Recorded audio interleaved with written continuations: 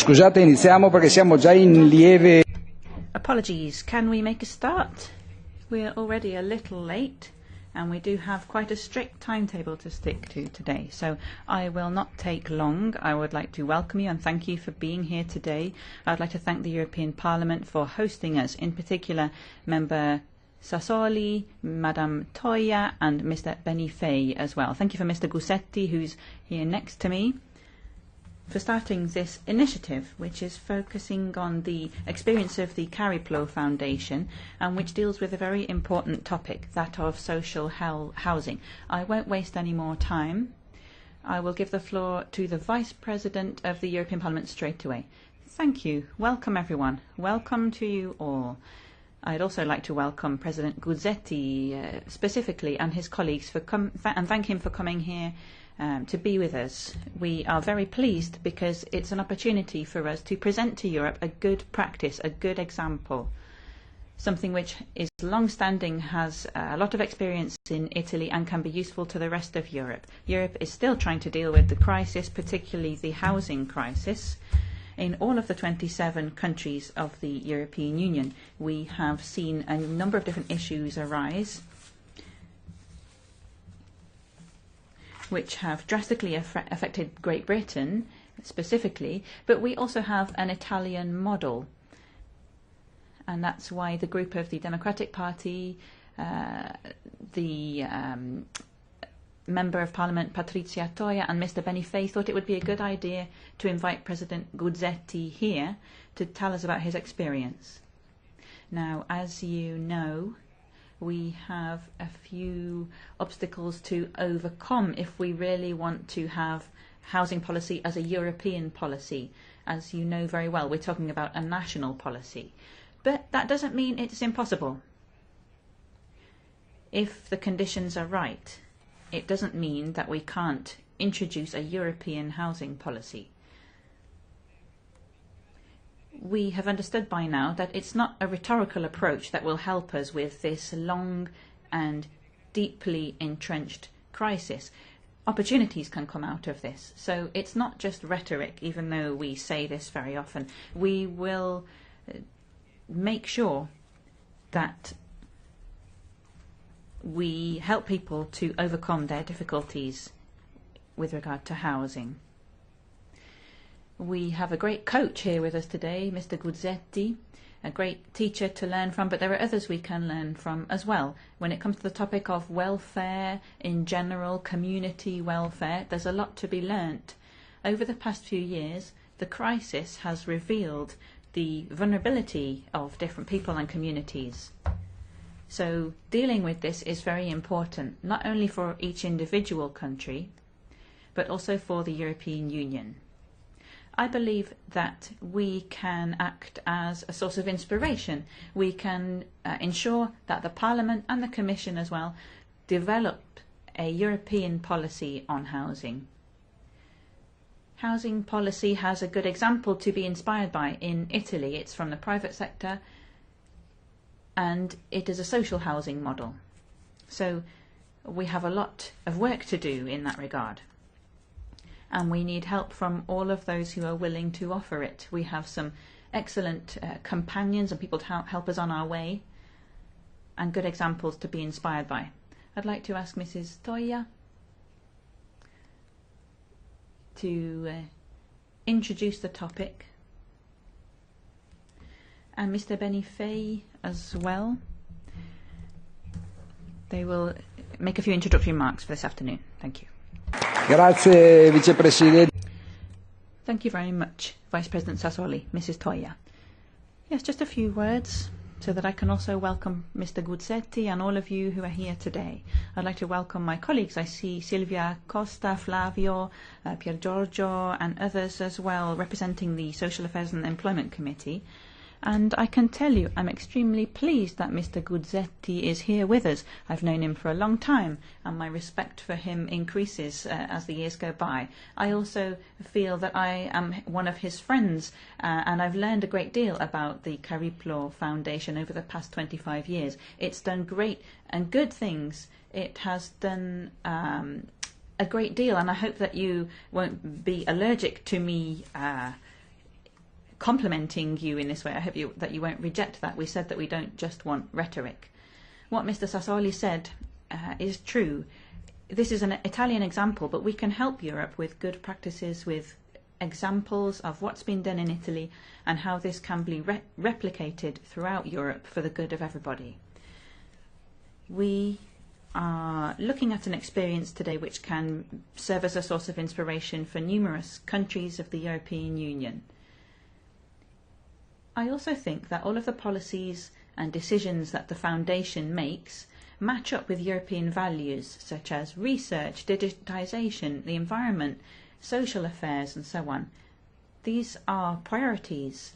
These are the same priorities that Europe has, that the European Union promotes. So when we say that there's a European dimension, well, we can clearly see that in the work of the Foundation. This example of social housing and some of the other examples of the work the Foundation is doing can be very useful at this precise moment in the life of the European Union. It is currently developing the social pillar, it's investigating the social dimension, so I would say it's putting social affairs at the heart of its work. We need to strengthen this effort that's being made. The Juncker Commission and my group, because here we're being hosted by some members of the S&D, have always placed these aspects as priorities. But we need to flesh out this dimension. We need support, and all of these welfare policies that have been introduced in Italy are very strong ones, but we also have the possibility of bringing in public-private partnerships. We have many different perspectives where we're really acting at the heart of the work of the European Union. So I'd like to once again thank Mr. Guzzetti. I'd like to thank him for the work that he's been doing in Italy, in Europe, and I'll give the floor now to Brando Benifei, who developed this initiative, who's part of the intergroup on social housing, and who is at the forefront of this topic. Thank you, and I hope that we'll be able to hear some very interesting speeches today.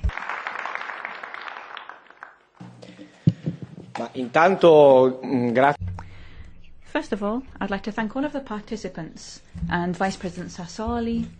I'd like to thank the President of our delegation, Patrizia Toia, who had the idea of having this event together with myself. I am certain that this will be a very interesting event and provide added value. We contacted the press before this event and we found that they were very interested in what we were doing. So I'd like to thank you for the prestige that this initiative has been lent thanks to Mr. Guzzetti being here. We are eager to hear about his project, and it's our aim to use this as a best practice at European level. We want to understand how this model could be exported and how it could become a best practice for the whole of Europe. Mr. Urbani, and Mr. Gervini and Mr. San Giorgio, who are also going to contribute to talking about this project, all of these people, I met them a short while ago, and I think it's very important at this precise time to discuss this here because things are changing. Since 2009, the European Union included as one of their practical aims the aim of protecting people's right to housing, and this has become one of the founding principles of the European Union. Sometimes, we know that national member states are the authorities that are competent to bring in housing policy and they can fund such projects in the field of social housing. But this project goes a lot further than just social housing. It helps people to exercise their right to social housing. We have seen examples such as in the municipality of Milan, and I've seen many examples firsthand of projects which have been developed thanks to the European Regional Development Fund or other European funds. We have seen the regeneration of certain urban areas.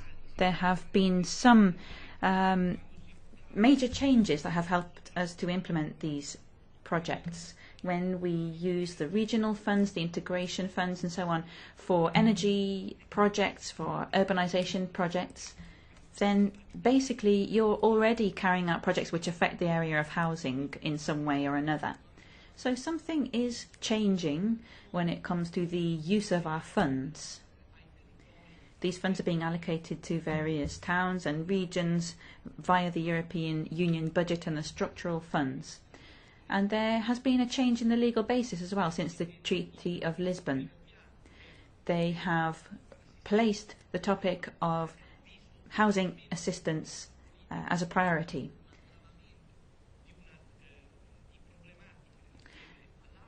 We've also seen an increase in the number of problems to do with housing and deterioration in the quality of accommodation.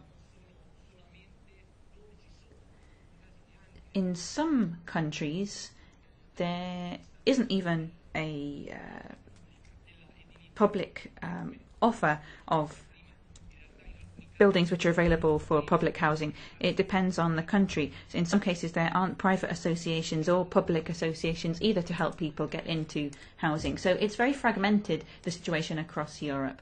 And today we're going to hear about a project, but also the general framework. We're going to hear about the legal basis in the social pillar of the European Union. In recommendation 19 of this year, there was the decision to provide direct assistance to people who require a decent level of social housing.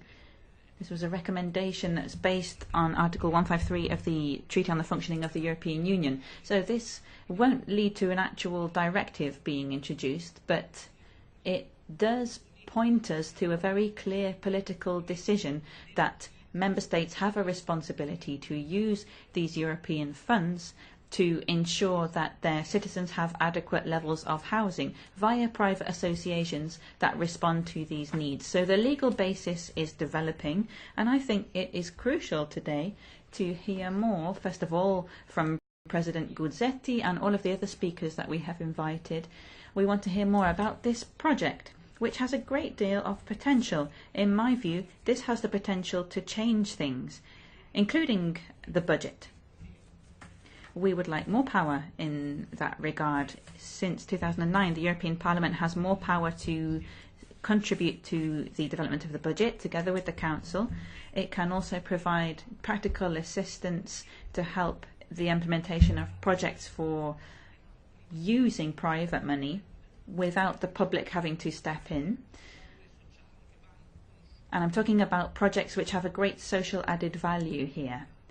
We want to understand how these projects can be replicated and multiplied and make more effective use and more targeted use of funds so that certain systems can be brought in for the private sector, including via the use of European funds, public funds. We need to see what the legal basis is for us to act in that way in Europe. So I'd like to thank you all once again for being here. I'd like to thank my colleagues for joining me to host this event. And now I would like to give the floor to Mr. Guzzetti. And I can tell you that we are ready to continue work on this topic after today's conference. We look forward to working together. Thank you. Grazie all'onorevole Benifei. Thank you, Mr. Benifei. Just a logistical point. Unless you haven't worked this out yet, you can listen to channel 4 for Italian or channel 2 for English. Can you hear English coming through on channel 2?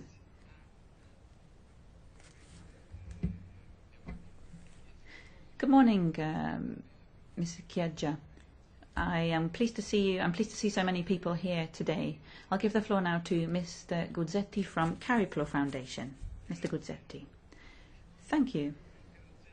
Well, it's up to me now to thank the Vice President of the European Parliament, Davide Maria Sassoli.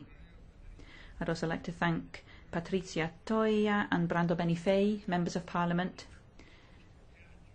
for organising this conference and this long adventure, because the Cariplo Foundation is being represented here by numerous colleagues, representatives who are responsible for the environment, Mr. Cantoni and Cristian Chizzoli,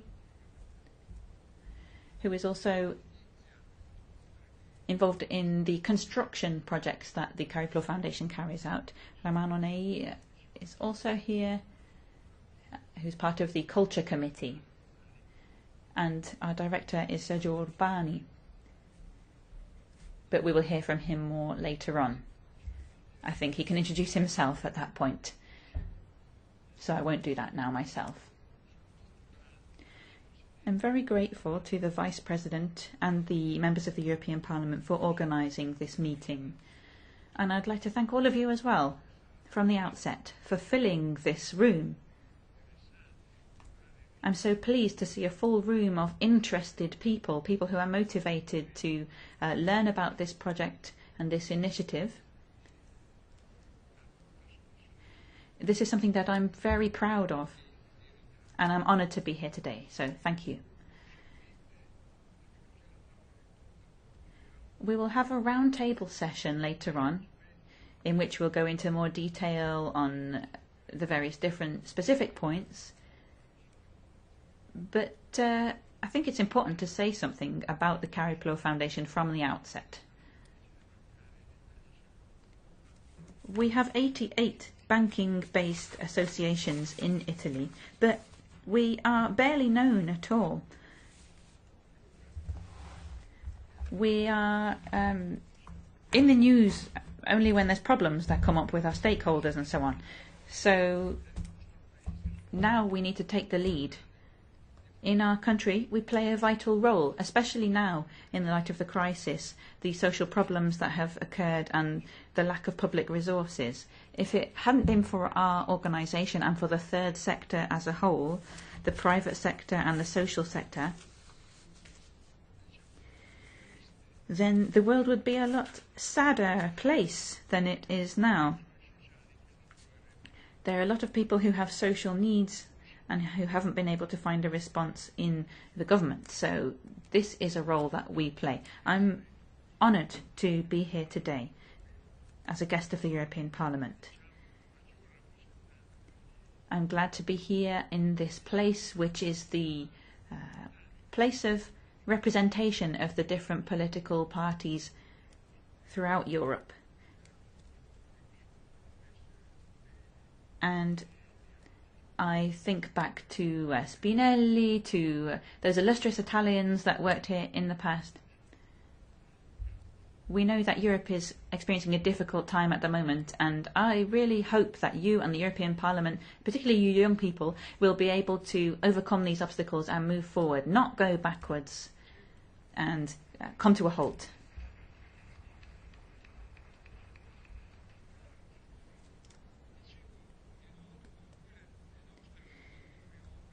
How does our foundation work then, nowadays? In some ways, we see convergence in the world. We see convergence between our activities and those of the European Union, because we are also working towards a Europe where social problems can be overcome. We want to achieve those ideals of social cohesion. Anybody who lives in a community, whatever their conditions are, whatever their social circumstances, health conditions, psychiatric needs and so on, we believe that everybody should be able to take part in the community and work towards this objective. This is an opportunity today, and it's an important opportunity for us to spread the word about our foundation. I also want to share a few statistics with you so that I can tell you more about our foundation. Our foundation has existed for 25 years now. When the Italian Parliament implemented 2 new directives which were transposed from the European Union, we transposed these into Italian legislation. 2 activities crystallised out of this, which we then brought under one umbrella. I am thinking of different kinds of banking services. People who want to invest money and how they want it to be spent with the view of creating a return. This was quite a strange concept in the past, because the idea was that a bank would be based on shareholders, but we also wanted to make this option available. People didn't feel represented by private organisations, but they would invest their money in associations via private funds to create wealth. But not all associations worked with shareholders and worked in order to increase capital.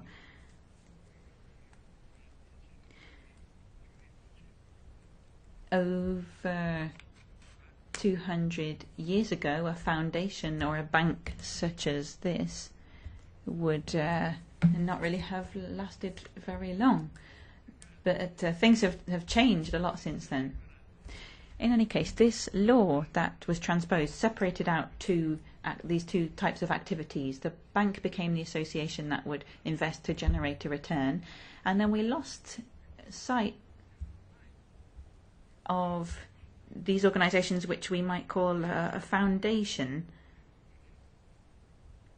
But we are still linked to the bank, because what we do represents the value of the bank. The Cariplo Foundation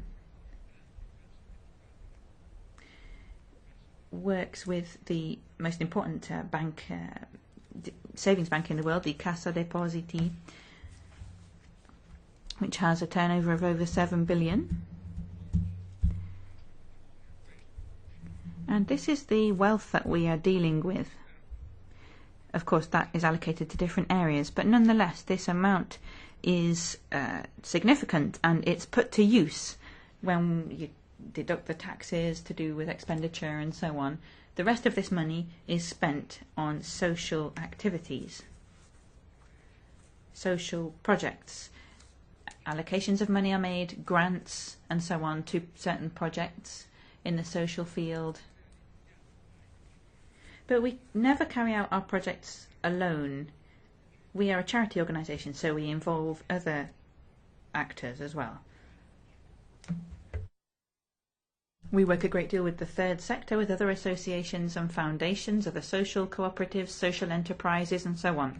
There's a broad range of social operators that we work with, and the Constitutional Court recently decided to publish our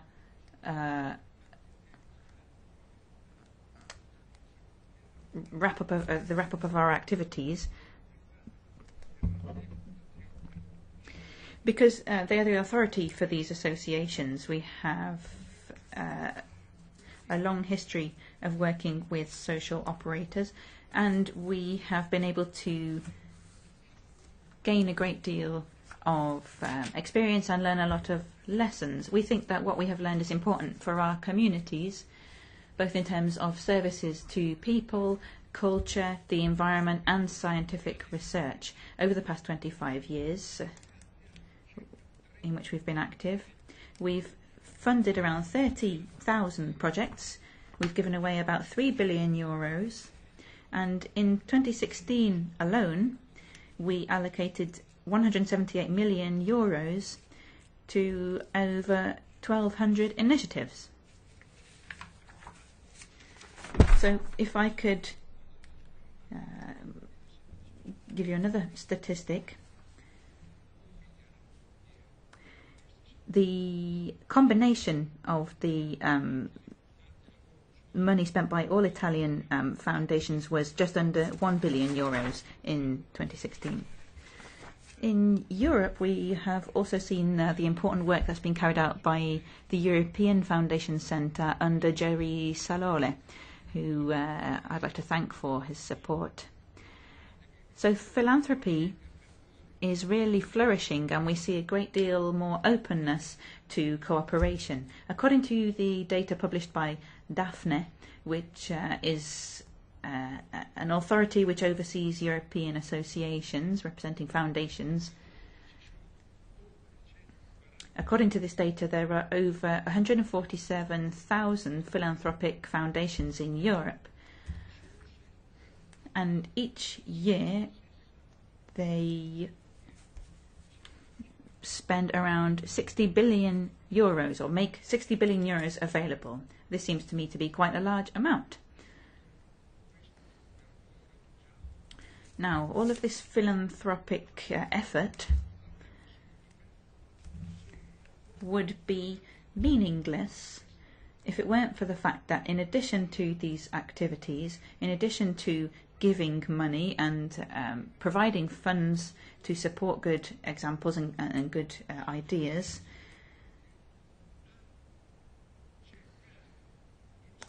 as I was saying, this would all be meaningless if we didn't also try to resolve some of the social, environmental problems and problems in the field of scientific research. Some of these problems seem impossible to resolve. Sometimes people say, this is a problem which has no solution, we just need to leave it as it is, we will never resolve the issue. But our foundation over the past few years has looked at things differently. It's the Cariplo Foundation which is talking to you today, but I have colleagues here from other foundations, San Paolo and Cari Verona, Cari Paolo, and so on. These are all foundations that have the same ideas as the ones I'm espousing now. Our foundations need to make a commitment, because it's not just about giving money to support certain projects, but it's also about innovating. We also need to try to find the answers to the questions that are out there, to find the solutions to problems, even when it seems as though there is no solution. That's when we come into contact with social housing. 13 years ago, my country of Italy was in a very difficult situation. There were two types of buildings: private buildings,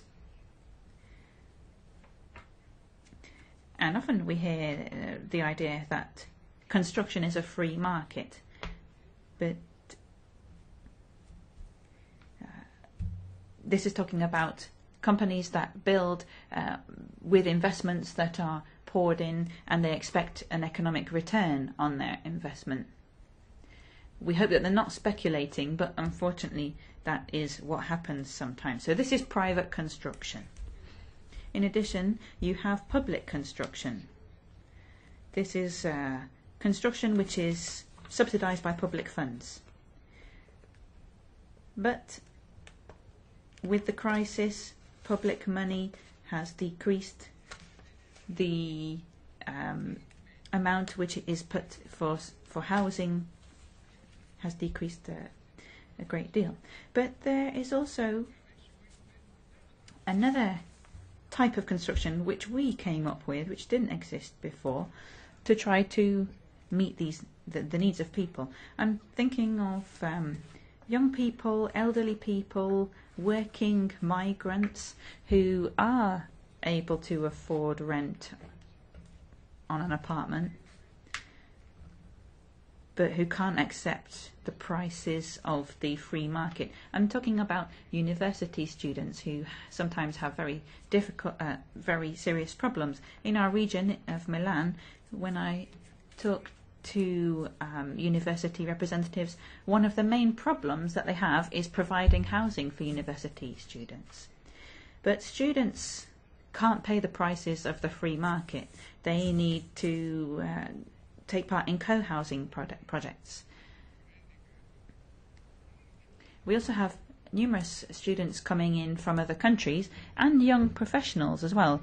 Unlike in the past, people don't have the opportunity to build their own houses. They can't always get mortgages. That's not what happens now. They can't even afford to rent flats or houses nowadays. So this is a social issue.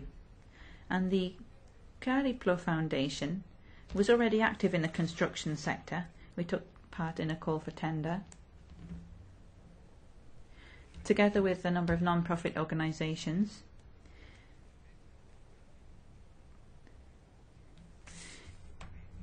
we took part in a tender to renovate a number of buildings with social funds, which we would then offer to the public. After a few years, we started to realise that there was a greater problem than we had thought. Our partners didn't always have the same ideas as us. The strength of the Cariplo Foundation is not its president, it's not its workers or its employees, it's the people who work for the foundation, the people who make the most important contribution. And I can proudly say that our foundation works and does good things because of the people who contribute to our foundation. It's thanks to these contributors that we have been able to build 30,000 new dwellings. And this is fantastic. And I think that that's the most important thing, the people who work for us. People who do their work with great skill. We asked ourselves in the past, how can we respond to the needs of people who are vulnerable from a social point of view, people who cannot have access to the free market or public accommodation. We carried out some research with the Milan Polytechnic University and the Ferrara organisation, and they provided us with some food for thought. And I will say this several times today, there are some problems that seem so complex that you need to go into greater detail to find out what the solution could be. And of course, you always have to look at the solution in relative terms. Houses are not built in the clouds, but they're built on solid ground, so you need to build them with solid funds. When we started to develop our initiative, we were told, well, it's just about building houses to rent them out again. But that's not what our aim was. It's not economic. We wanted to find areas which were good value and let them out at good value prices. But it's not about just inventing these good value areas. There were already some areas in view of the state that were known to be areas which would be where social housing would be very useful and very much needed.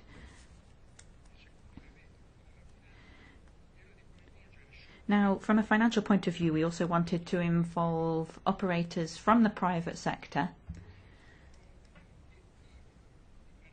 who shared the same social aims, who shared this aim of offering social housing.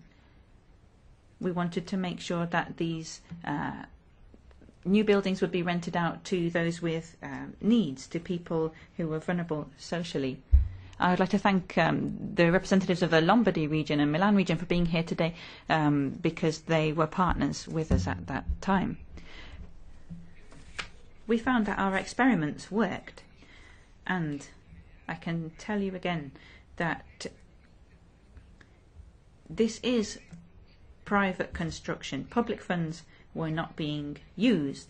We weren't asking for money from the state, which ends up not providing a return anyway, which is not repaid.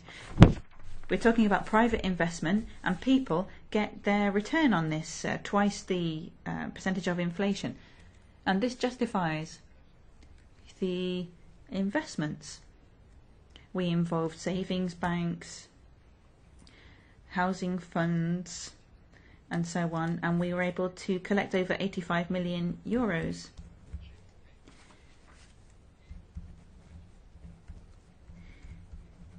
We were able to revitalise a whole area in Milan to provide these housing solutions, private construction without public money.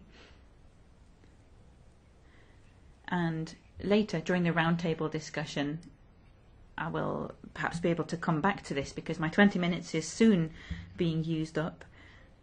So it's not just about building houses. It's about changing the city and making it into a new world. In these buildings, these blocks of flats, we are building some of the most important constructions in Europe, because these are extremely high quality dwellings, and I think that nowadays there are measures that can be implemented to prevent smog from entering into flats. These constructions have social areas, common areas, and third sector operators are brought in to carry out activities to create this sense of family and community together. There are families who have separate dwellings. Some of them might have problems with their children. This affects many of us. Or there might be other kinds of problems. But the idea is to instill a sense of community, a sense of living together. And we believe that this can be extended and can help to improve the quality of life of people around our country, as the bonds between family and community are weakening. I wanted to start with this run-through of our history, but I also want to acknowledge the fact that we're in Brussels, and I'd like to thank Patricia and Bonifay, because we said to ourselves when we were talking together, let's have a public event, let's make a presentation to MEPs who play a very important role, and say to the Parliament and the President of the Socialist and Democrats group, sorry, I don't know your name, and well, I know Patricia because we've been friends for a long time. We have done a great deal of work together. Do you remember?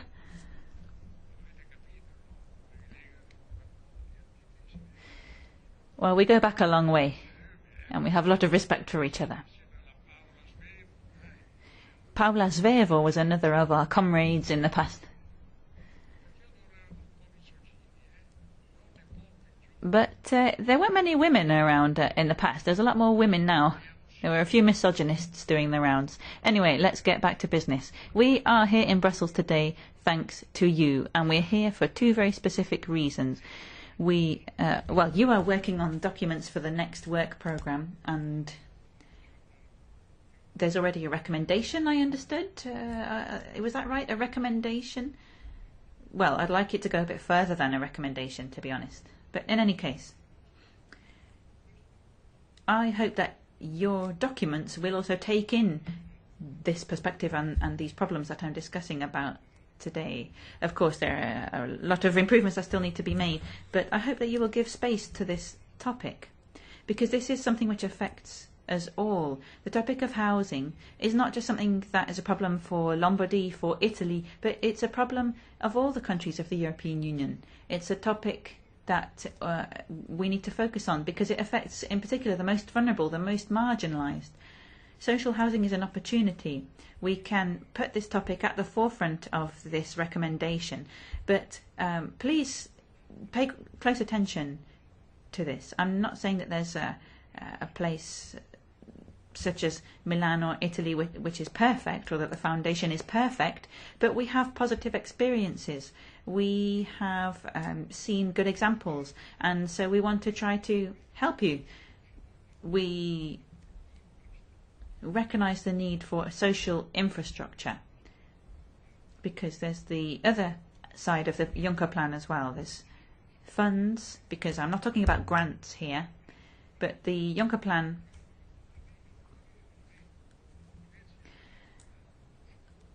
also covers other aspects. A few years ago I went to Luxembourg and I talked with various banking operators there,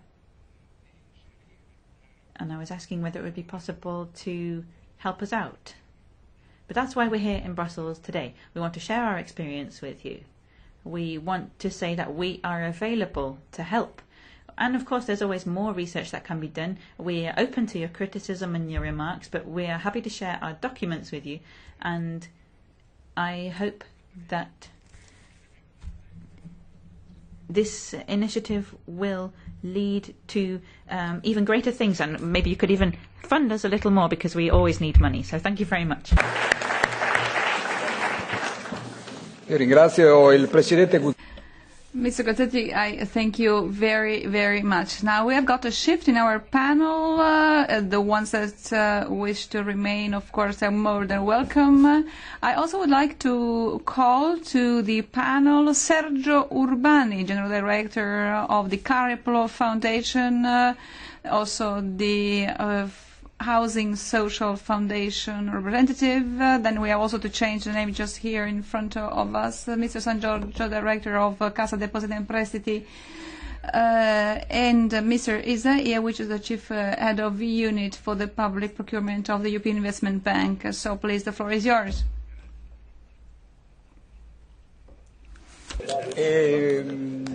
Avete già i vostri cavalieri posizionati, l'autorizzazione.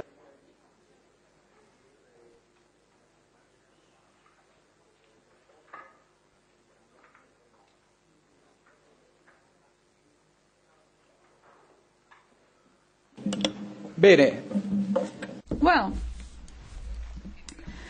and now we really come to the heart of our event today. Let's start with a video which is very short, but it's very representative of what we are dealing with and to illustrate one of the main projects of the Cariplo Foundation. Please, the video can be sent.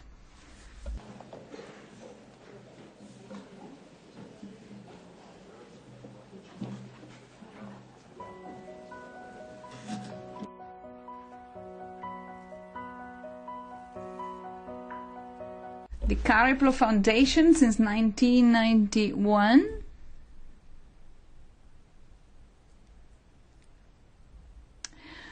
And all information is provided on the video.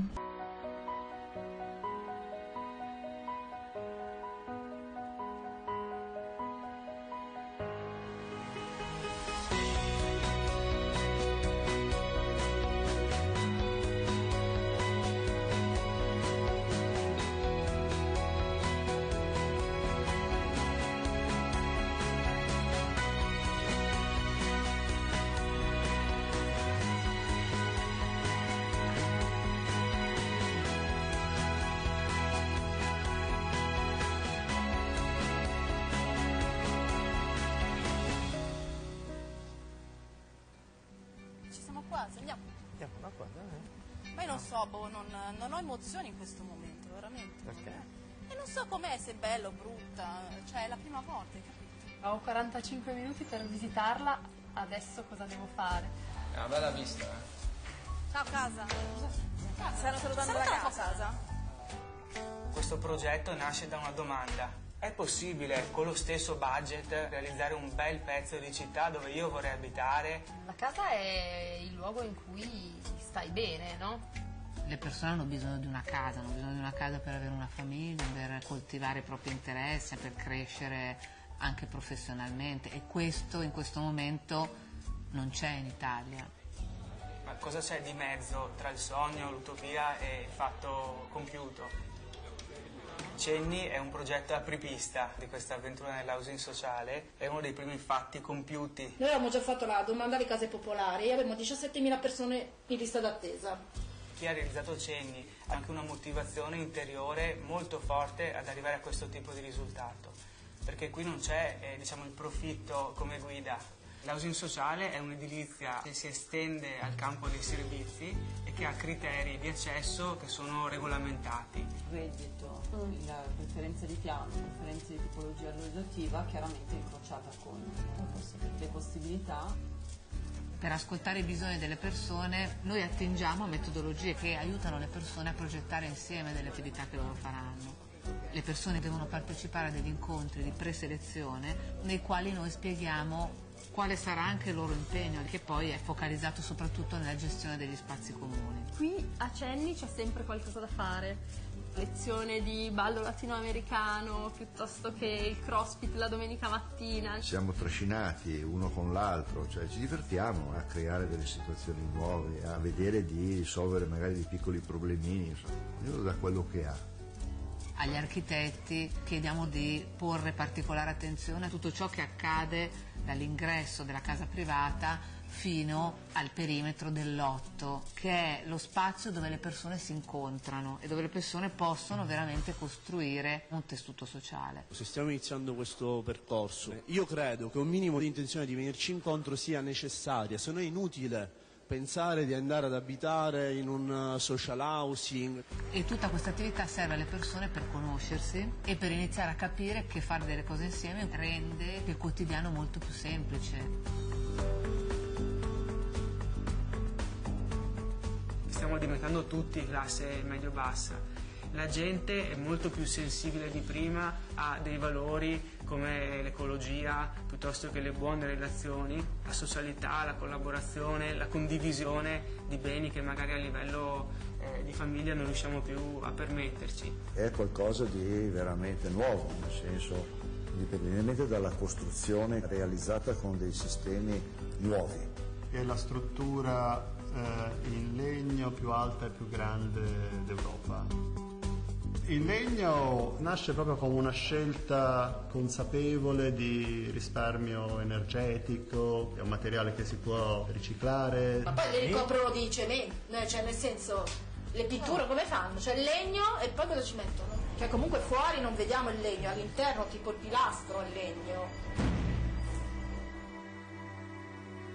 Mi sono fatto un casino di amici, cioè sono veramente rinata, mi piace. Infatti faccio feste tutti i giorni. Laddove c'è stato un percorso consapevole, comunque c'è una sorta di aspettativa e di visione comune.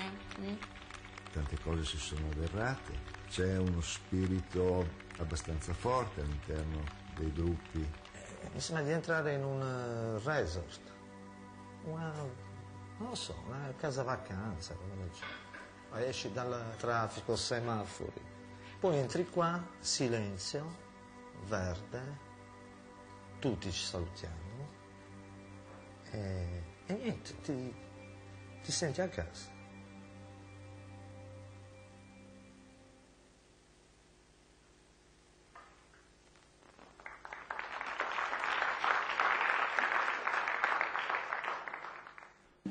Non mi attardo perché siamo un I'm not going into further details because we are running late, so I'll give the floor to the next speaker.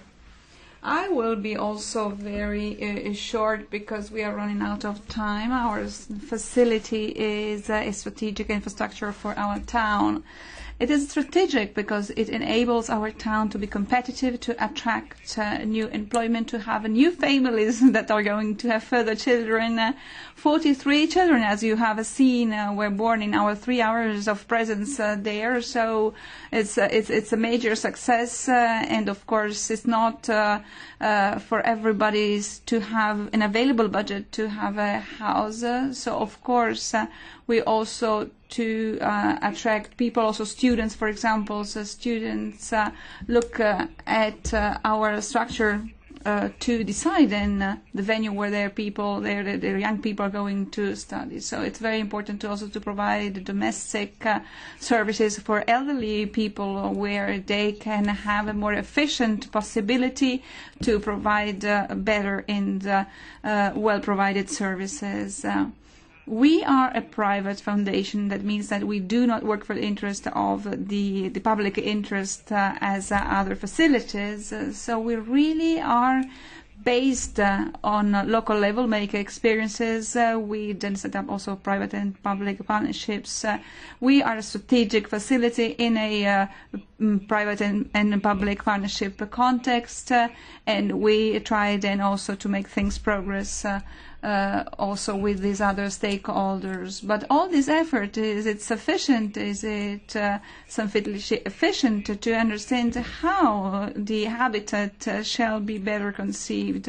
Research and development has been carried out to also identify the best price possible. But the fact of having a good housing, is this possible to have, for example, good structures in these quarters that are quite isolated and outside the city centers, because this is what happens basically. the answer is no, that is not enough. We need people, we need also enabling mechanisms that create relationships between people. This community need also to be very hosting. Solidarity must also be there, must also play a role, as the video has shown. And also all these aspects need to be very people friendly from the very onset.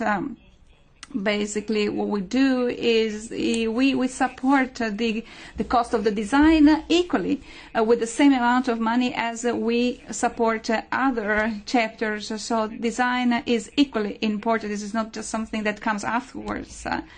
Many procedures are also to be carried out. Culture, for example, need also to be taken into account, because culture means aggregation. People work together, live together at any time of the day. That is also very, very important for the kind of life that is run in those contexts. So, of course, this means that there is economic activities also for all the other satellites in the area. So, for example, kindergarten or also structures and facilities for children. This helps also, of course, the progress of the community.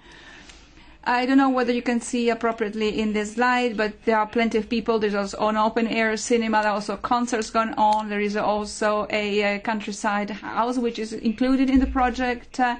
That means that the social housing was just a starting point, but then we have then set up an ecosystem made of financial instruments with real estate financial means. We are studying and deepening various versions. There are also various forms of investments that have been made with further modalities, management possibilities. That means that today we really have a toolkit to work around this kind of chapter, social housing. This is something we are really we are working very much on.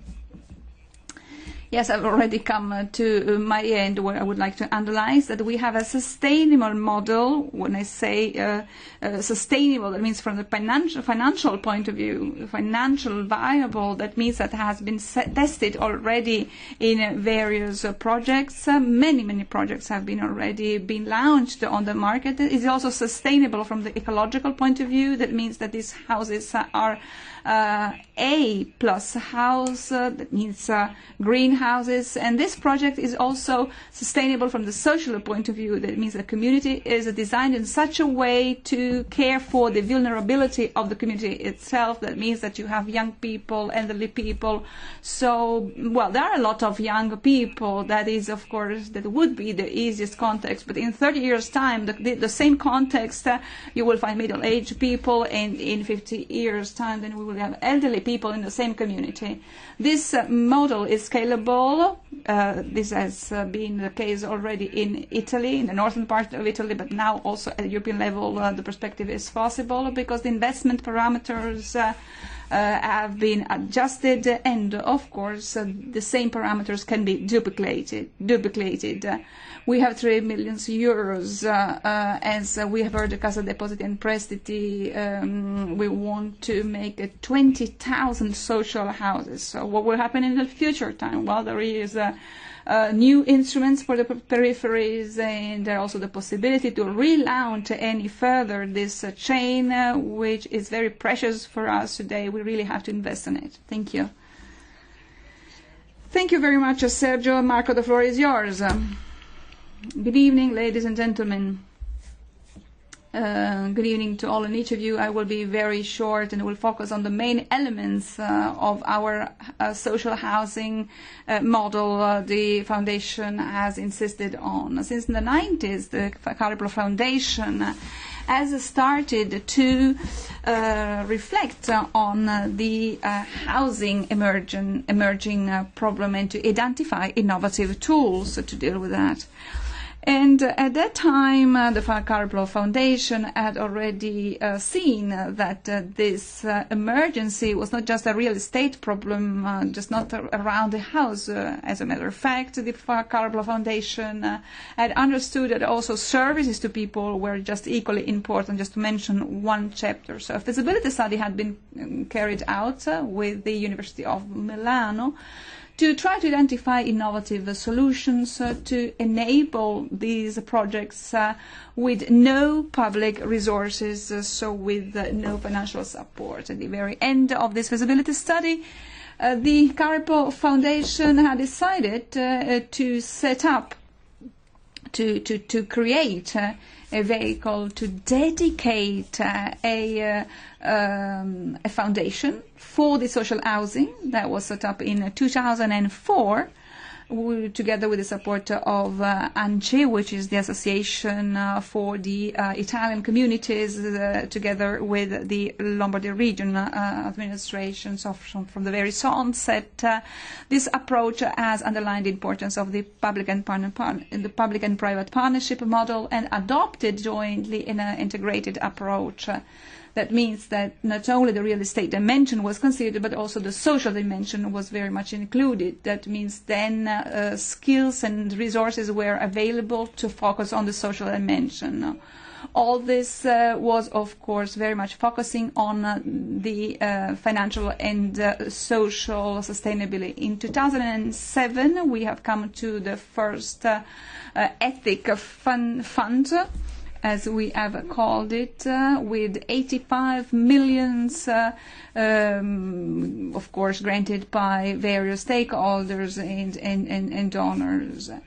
At the very base of this PPP partnership, a memorandum of understanding was signed, and then we have been able then at national level to upgrade it in 2009. An integrated system of funds have been created with 3 billion, with over 360 investors, among which, of course, Cassa Depositi and Prestiti as main investor in this experience. First of all, it is very important to underline that our initiative has been conceived by Cariplo Foundation to meet a specific need to provide, of course, efficient housing, but also at a housing condition that were viable, socially viable for any family, to give people the possibility, the opportunity to set up relationships, to give each other the necessary support to live in that community. That means that we have generated also very neglected areas and given a new opportunity. Social housing, as a matter of fact, is not just housing, it's not just houses, but it's also if we, for example, consider the revenues, and we put to the very bottom the ones that have a revenue lower than 15,000 euros, and at the very top the ones that have over 55 million euros, you see that just in the middle, that means 50% of the population, is the one we have focused on.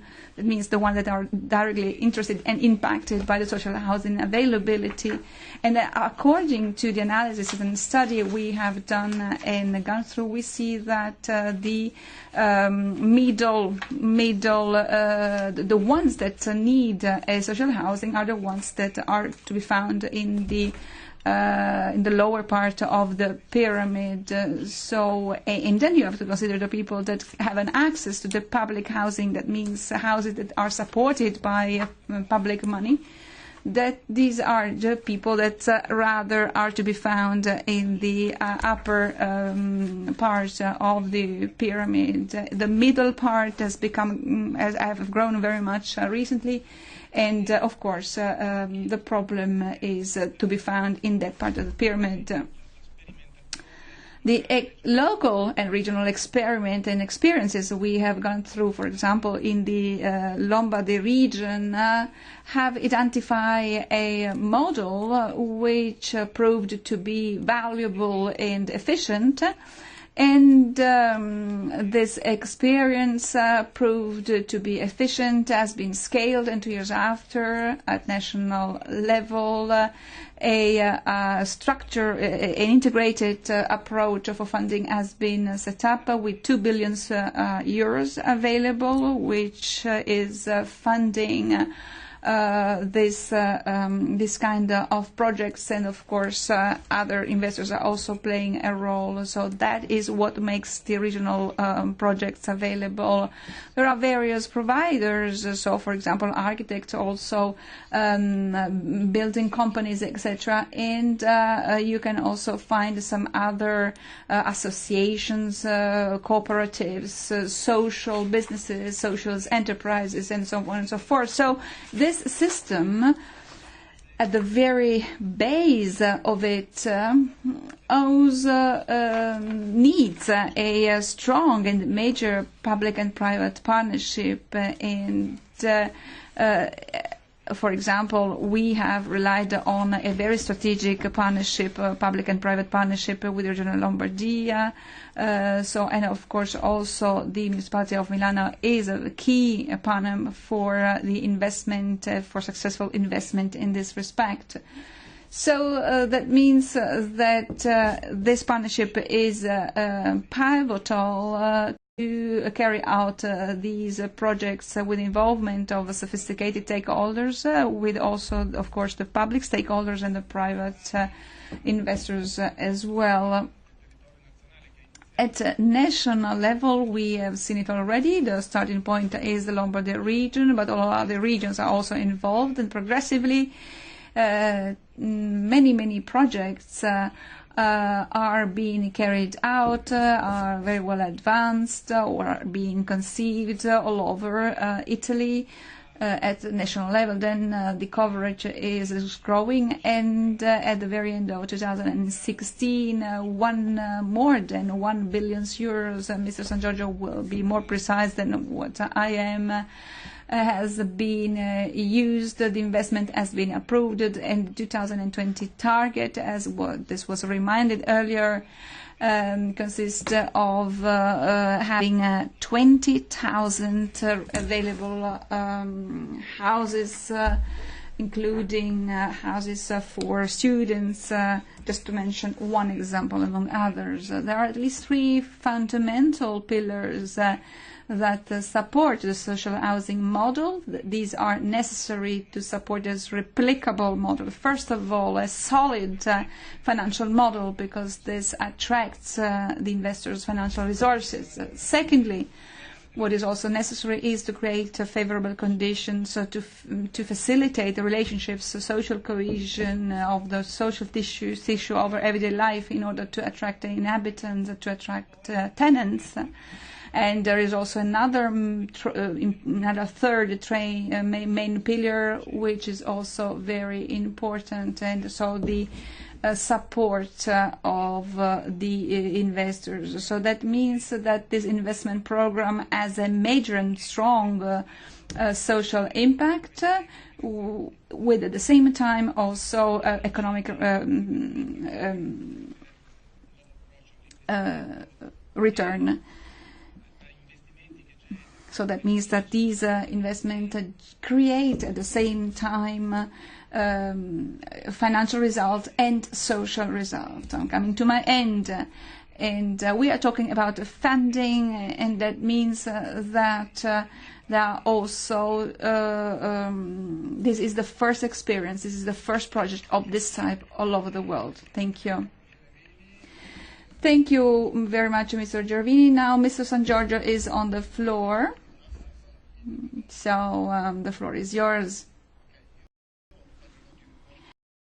I will speak about the same topic, and I will also share with you some figures. So I will tell you about many figures, and I will tell you more details. The presentation is very long. I've not prepared this presentation myself, but my team has done it. I have plenty of valuable people that work for me, which is just extraordinary, and that has made this wonderful presentation. Now I will try to, well, the slide policy is very small, but I will try to do my best so you can see also this kind of so-called alternative investment. So 2 billion 35 years duration. This kind of investment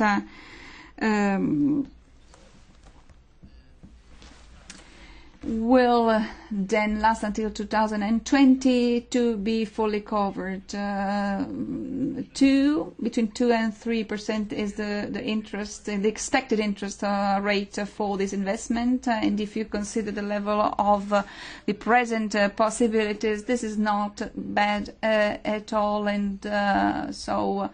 On the left at the bottom, you can see the various investors, Cassa Depositi e Prestiti, as well as institutional investors. That means that also private stakeholders play an important role. 140 million euros. There we have banks, 500 million euros, insurance companies, and also pension funding with 168 million euros. Of course, these investments are social impact investment, corporate social responsibility investment.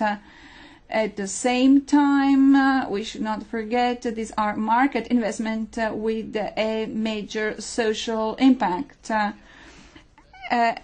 On the corner, the right side, you have this fund of our company, the Cassa di Risparmio, as well as the Italian Banks Association are involved. They are covered by a legal structure. They are stable personnel that deal with this kind of fund activity. Under the FIA, which is this fund for housing, which is available, you can see that a major rate is invested again in funding that manage the social housing projects. All this happens with, for example, the purchase of lands or, for example, real estate projects that are already ongoing, or in perspective with the purchase of real estate that have already been bought. We remodulate them again. We try to make them available for further purposes, namely the social one. On the right side, you can see the other investors, because on the left side, you have the investors within FI. On the right side, the others, you see the figures, the bank foundations. Mr. Buzzetti has already told about this, the local communities, the local stakeholders, very often businesses, cooperatives, enterprises that take action. Sometimes these investments are made with various kinds of contributions, with the various quotas according to the investor's approach. You can see at the very bottom the local funds co-investors. That means a very important category. The ones that deal with real estate knows that the property managers are very important. They're also co-investors in this project, so also social investors. I also would like to add, and I would like to see my slide. So we work with 9 other stakeholders that manage these 3 billion euros, 30 funds which represent 275 projects in approximately 115 premises in Italy. That means 22,000 houses and 8,500 beds. Especially in student facilities, because our focus is very much on this category of students. What has happened since 2010? 161 has already been acquired, and most of them have been finalized. 33 are being finalized. 70% of the 3 billion euros invested has already been made available. So that means that, of course, from the local point of view, there is a very important impact on all the ones that play a role in the building phase. Now, just as 150 million euros have been provided by the Ministry for Infrastructures, and 24 million houses have been created. If the same has been done earlier, more houses could have been made available. But okay, let's say that it's a good thing. Of course, as we said, social housing is our priority. Then we have also a stronger focus on long-term renting. There are also immediate sales. Just to make one example, that means that maybe you rent today, in the perspective you're going to buy. We are very much focused on requalification activity, urban requalification areas. So that means to build on areas that are already urbanized. We are not going to use new land. Just 1 minute more. We are working on a new project, FIA 2. So there will be no public investment. The idea is to involve further institutional stakeholders and investors. We are also working with the European Investment Bank. We try to make this project and model evolve any further, because you know that Italy is a country where people basically owns their own house, but renting is also very much developing. So houses that are made available for the people that would like to be tenant, that would like to rent houses and apartments. And also young people do not really very much like having the house forever, their house forever. That is why we are working on a concept of innovation social house. So many activities that are just working around this concept we are dealing with. Thank you. Grazie, dottor San Giorgio, scusate. Thank you very much, Mr. San Giorgio. Sorry to have to cut you off. I'll give the floor straight to Mr. Isaiah, who is in charge of the Unit for Public Sector and Regulated Operations at the... Good afternoon, everyone. So I'll be allocated probably 5-6 minutes, so I'll try to be brief and go to the points. The European Investment Bank, I guess you all know what it is, but it's the EU bank. So as the EU bank, of course, we put available our knowledge and experience and resources to carry out whatever and address the investment needs of the European Union, and of course to foster the growth of the European Union. Just to give you a bit of the dimension, because before some numbers were mentioned, in 2016 the EIB provided commitments of 83.8 billion euros. And of course this is as a leverage effect, which is supporting, of course, 3-4 times in terms of investment created on the territory. As the EU bank, of course, we are guided, our lending is guided by what is the EU priorities and policies. In respect to the social housing and affordable housing, the EU Urban Agenda of Amsterdam in 2016 really specified the role and importance and that the EIB has to play on the social and affordable housing. And of course, we are an important actor in order to improve the funding and the knowledge sharing in the sector. So social and affordable housing is a key priority, but it's not a priority in itself. It's a priority within the context of a more integrated urban development. So it's within that framework that, of course, we develop our lending activities. And, of course, it encompasses a series of goals which are really key for our work. Just to name a few: social inclusion, poverty alleviation, job creation, and mitigation to climate change. Because with social housing and affordable housing, of course, we can create projects in terms of energy efficiency. So also trying to combat that aspects. In terms of trends, of course, we heard already before, is a changing environment, of course. In general, there are transitions, there are changes, there are reform in the sector. The demand, of course, is really huge. and is even increasing. The public funding, of course, is not available or is not anymore available as it was before. And of course, there are also new models and new type of actors and new type of, let's say, which are emerging over the years. And of course, we have to adapt to that context. And the EIB is really trying to adapt in that in order to really to provide its instrument and to put it available for the market.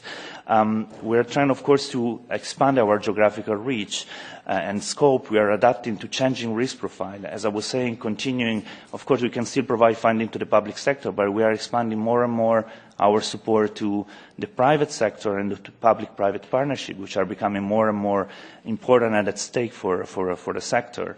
And of course, product diversification, like student accommodation, assisted living, partial ownership, rental housing. So those are all challenges that, of course, we are facing, plus the challenges that Europe is facing in general, because we also have, we don't have to forget about the refugees and the migration crisis, which, of course, have an additional impact on the demand, which is already withstanding for many years. And we're doing this concretely, just to give additional numbers. In social housing and affordable housing itself, we provided €3 billion in the European Union last year for projects related just to that sector. We do that with a series of instruments. We are really flexible in that sense because we can lend to public institutions, to private institutions. We can go through banks. We're working in partnership with promotional banks like the Cassa Depositi e Prestiti, and we're, as was mentioned before, we are trying to develop an investment platform in order to support smart housing and, of course, also trying to help on the social and affordable housing. So we lend, but we also provide advising, and we also provide blending. Blending is just when you mix, let's say, funding from the European Investment Bank and, of course, the grants of the European Union and the EU guarantees. And on this point, it's important what is called the Juncker plan, so the investment plan for Europe, and especially the setup of the European Fund for Strategic Investment, which is known by the acronym EFSI. EFSI is a guarantee which allows the EIB to increase its risk-bearing capacity. So we're able to really tackle projects and operations which have a higher risk because we are backed by the EU guarantee in that sense. And we're doing that also specifically in the social and affordable housing with some concrete examples. For example, in the cities of Lisbon and Barcelona, they are benefiting currently from loans of the EIB to provide new 3,500 additional dwellings with particular focus for energy efficiency improvement. In Ireland, we are developing and we have just approved the first bank-financed PPP project in social housing.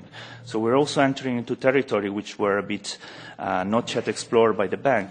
And as I said before, in Poland, but also in Italy, as I mentioned, we are partnering and developing an investment platform with a national promotional bank to foster the social and affordable housing. And on the other side, we're also helping countries like Germany and France to provide, to integrate refugees flows through financing refugees accommodation that then in the future can be transformed and utilized for student accommodation or for other type of community facilities. So through our intervention, so through lending, blending and advising, the EIB, of course, is committed to deploying its resources and knowledge to strengthen the EU capacity to manage the social housing and affordable housing challenges. Successful management requires that, of course, all the stakeholders, and we are many here today that work in the sector, they really pool together their resources, their knowledge, and they're trying to work towards consistent and common objective, and they're able to adapt to the changing circumstances. So we are ready, of course, the EIB is ready to work and to continue working concretely in that area. And, of course, we're trying to contribute in order to crowding in, of course, other investors. We're trying to help addressing market failures and, of course, providing additionality and impact where it is mostly needed and where the European Union policy, of course, need us to intervene. And I thank you for the attention. Bene, allora io ringrazio. Thank you very much. I'd like to thank the speakers who have taken the floor so far. I'd like to invite the next group of speakers to the floor to join me here. Fabian Zuleg from the European Policy Centre. And the Financial Operation, the GES FIN. Niall Bowen, Head of Unit of Capital Market Union, DG FISMA. Flavia Micillotta, Executive Director, Eurosif, Sorcha Edwards, Secretary General of Housing Europe, Silvia Ganzerla, Policy Director of Eurocities, Francesco Foti, Direttore Vicario delle Politiche Abitative della Regione Lombardia e Mario Vanni, Capo del Gabinetto del Sindaco di Milano. Mario Vanni from the Chief of Mayor's Cabinet in the Municipality of Milan. While you take your places, please take your time to come up to the podium.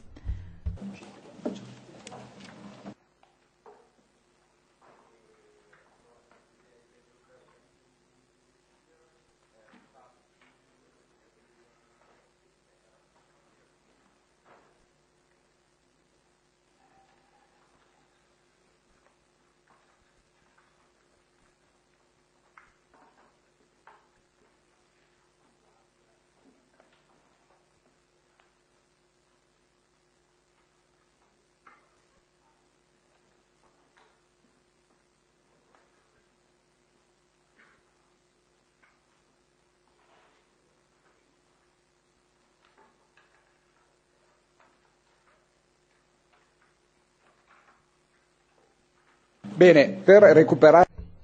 Okay, so to make up for the little delay that we have, I'd like to give the floor straight away to Fabian Zuleg. Prego, Fabian. Good afternoon, and thank you for inviting me. I will try to be quite brief, also following on from the previous presentation, because I think there's a lot of potential in integrating social housing much more into the context of the European investment agenda. And there I would say that firstly there has to be a recognition that investment is crucial, that we have to do better in the European Union in terms of increasing both public and private investment. The crisis has had a very profound effect, particularly in countries most badly affected by the crisis, but it is actually something we have seen across the European Union. And the unfortunate fact is that when you have fiscal problems, fiscal challenges, it is always easiest to cut the long-term investment. There's less pressure in terms of interest groups, in terms of the immediate pressures of budgeting. So we've seen both in the public sector and the private sector a significant fall in investment, and that of course has implications for the future. This is money which is supposed to produce returns. It's supposed to create, in the end, growth, employment, and reduce inequality within Europe. And for me, the mix of public and private investment is very important. I think it is not a question of replacing one or the other, but it is the interplay between the two which really does produce the long-term positive outcomes, also in a socially and environmental sustainable way. As has already been said, the EU has tried to counteract this. We have the Juncker plan. I've heard President Juncker say a couple of times we shouldn't now just not call it only the European Fund for Strategic Investments, because now it has become a success. We've removed his name from it, so he would like us to still talk about the Juncker plan. So I will keep to that. But I would say that it has been a success. There has been a lot of criticism when it was set up, and I think it is fair to say that, of course, there are still shortcomings, but overall the mechanism has worked. We have seen a significant increase in investment, in part in infrastructure, but also in part in terms of support to particularly small and medium-sized enterprises. And EFSI, I think, was an interesting approach in terms of using the capacities which are there at the European level, in particular the European Investment Bank, to reduce the risk for private investors. So we have really created something which has this leverage effect, which was already mentioned. We can argue about exactly what the leverage rate is, but I think it is clear that there is a leverage effect. What is also important is that this has helped to build capacity in many places which have not dealt with these kind of mechanisms before. So we are talking about something which is also changing the reality on the ground, and I think this will be particularly important looking forward, where there certainly is a lot of pressure on grant funding sources in future. But there have been also some shortcomings of EFSI, and while there has been some social investment, I think it is an area where we can do a lot more. For me, social investment, in essence, is about investing in the people of Europe. It is a way of showing solidarity, of showing support, but I think it also makes economic sense. There is a real return from social investment. And for me, this is something which EFSI, these kind of instruments, are particularly well suited for, especially when we talk about something like social housing. With social housing, we have an asset which is created, we have a return, but we also have the ability to use the leverage factors, the risk reduction factors, to make social housing attractive for private investors, and in that way bring in a lot more investment than we otherwise could do. I think it is potentially also something which can help us to shift funds from the excess saving countries in Northern Europe to the places where more investment is needed. And it helps us to provide a recyclable source of investment. The money will come back and you can then reuse it. So I think there's a lot more we can do there, but it is also in some ways trickier than standard infrastructure investments. I think you have to understand much more about the social fabric. That means you have to have actors on the ground which can actually integrate the funding into a much wider program. I think what we already saw about creating not houses but homes, and I think that's very important so that social housing is successful in the long run. So I think there's a lot of possibility here. So we need to investigate that more. We need to scale it up. We need to see how we can get this across the European Union and not only into the pockets where it is happening already. And we need to see how in the policy going forward we can support this, for example, in the next multi-annual financial framework. So I'll leave it at that, but I'm very happy to come back to all of those points. Thank you, Fabian. I give the floor to Benjamin Angel, Director of Treasury and Financial Operation, DG ESP. You have the floor. Thank you. I happen to be in charge of the Juncker plan, actually, in the Commission, and I'm a member of the FC steering board, so I'm quite happy by the positive words of the previous speaker. Sorry, left microphone, please. Left microphone, okay. Can you go to the next slide, next one again? So just to sum up, the plan has three components. The first one is to help channeling more financing towards investment, and that is the most famous component, the European Fund for Strategic Investment, which is a guarantee on the EIB, which leverage to attract investor was supposed to trigger 315 billion of investment within 3 years. The second pillar helps at facilitating investment via two components, a big technical assistance effort via a central advisory hub, the European Investment Advisory Hub, and an investment project portal, which is some kind of dating website where a project promoter which look for investor can put a standardized description of their project, and then investors can scroll in and get in touch immediately with the project promoter. And the third one, which is probably the most important in the long run, but also the one which is slower to produce effect, is the third pillar, which is tackling the barriers to investment by having more structural reforms. Where do we stand today? The results are quite satisfactory overall. At this stage, we have somehow close to 210 billion of investment trigger, so we are two-thirds of the way. Under FC, 523 projects were approved. The advisory hub has received more than 500 requests for technical support, which is a lot.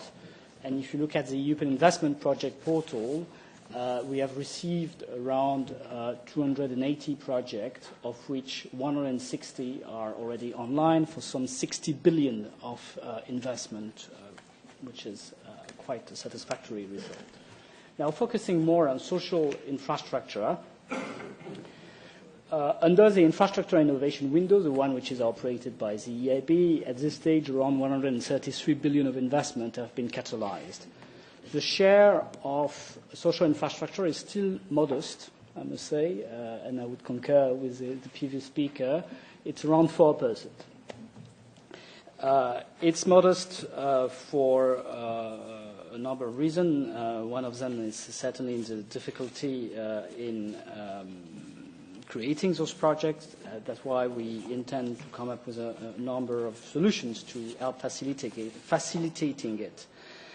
Overall, we have 33 projects in the social infrastructure area. 18 are cross-sector, that is, they have a component which is related to social infrastructure, but it's not a 100% social infrastructure project, just part of it. And 15 are pure social infrastructure. In Italy, overall, there are, under this window, some 40 projects of FC supporting infrastructure.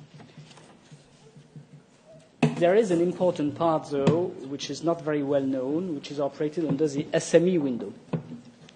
And there, under the SME window, we have paid considerable attention and effort in boosting the social part.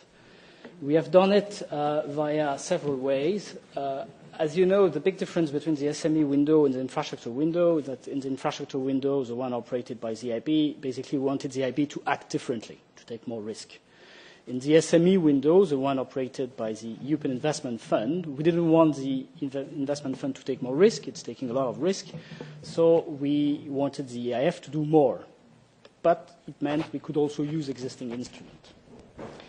So in the EIF, there was a big social instrument, which is the EASY program, which is here to support social enterprise and microfinance. We have used FC to double the firepower of EASY in one go.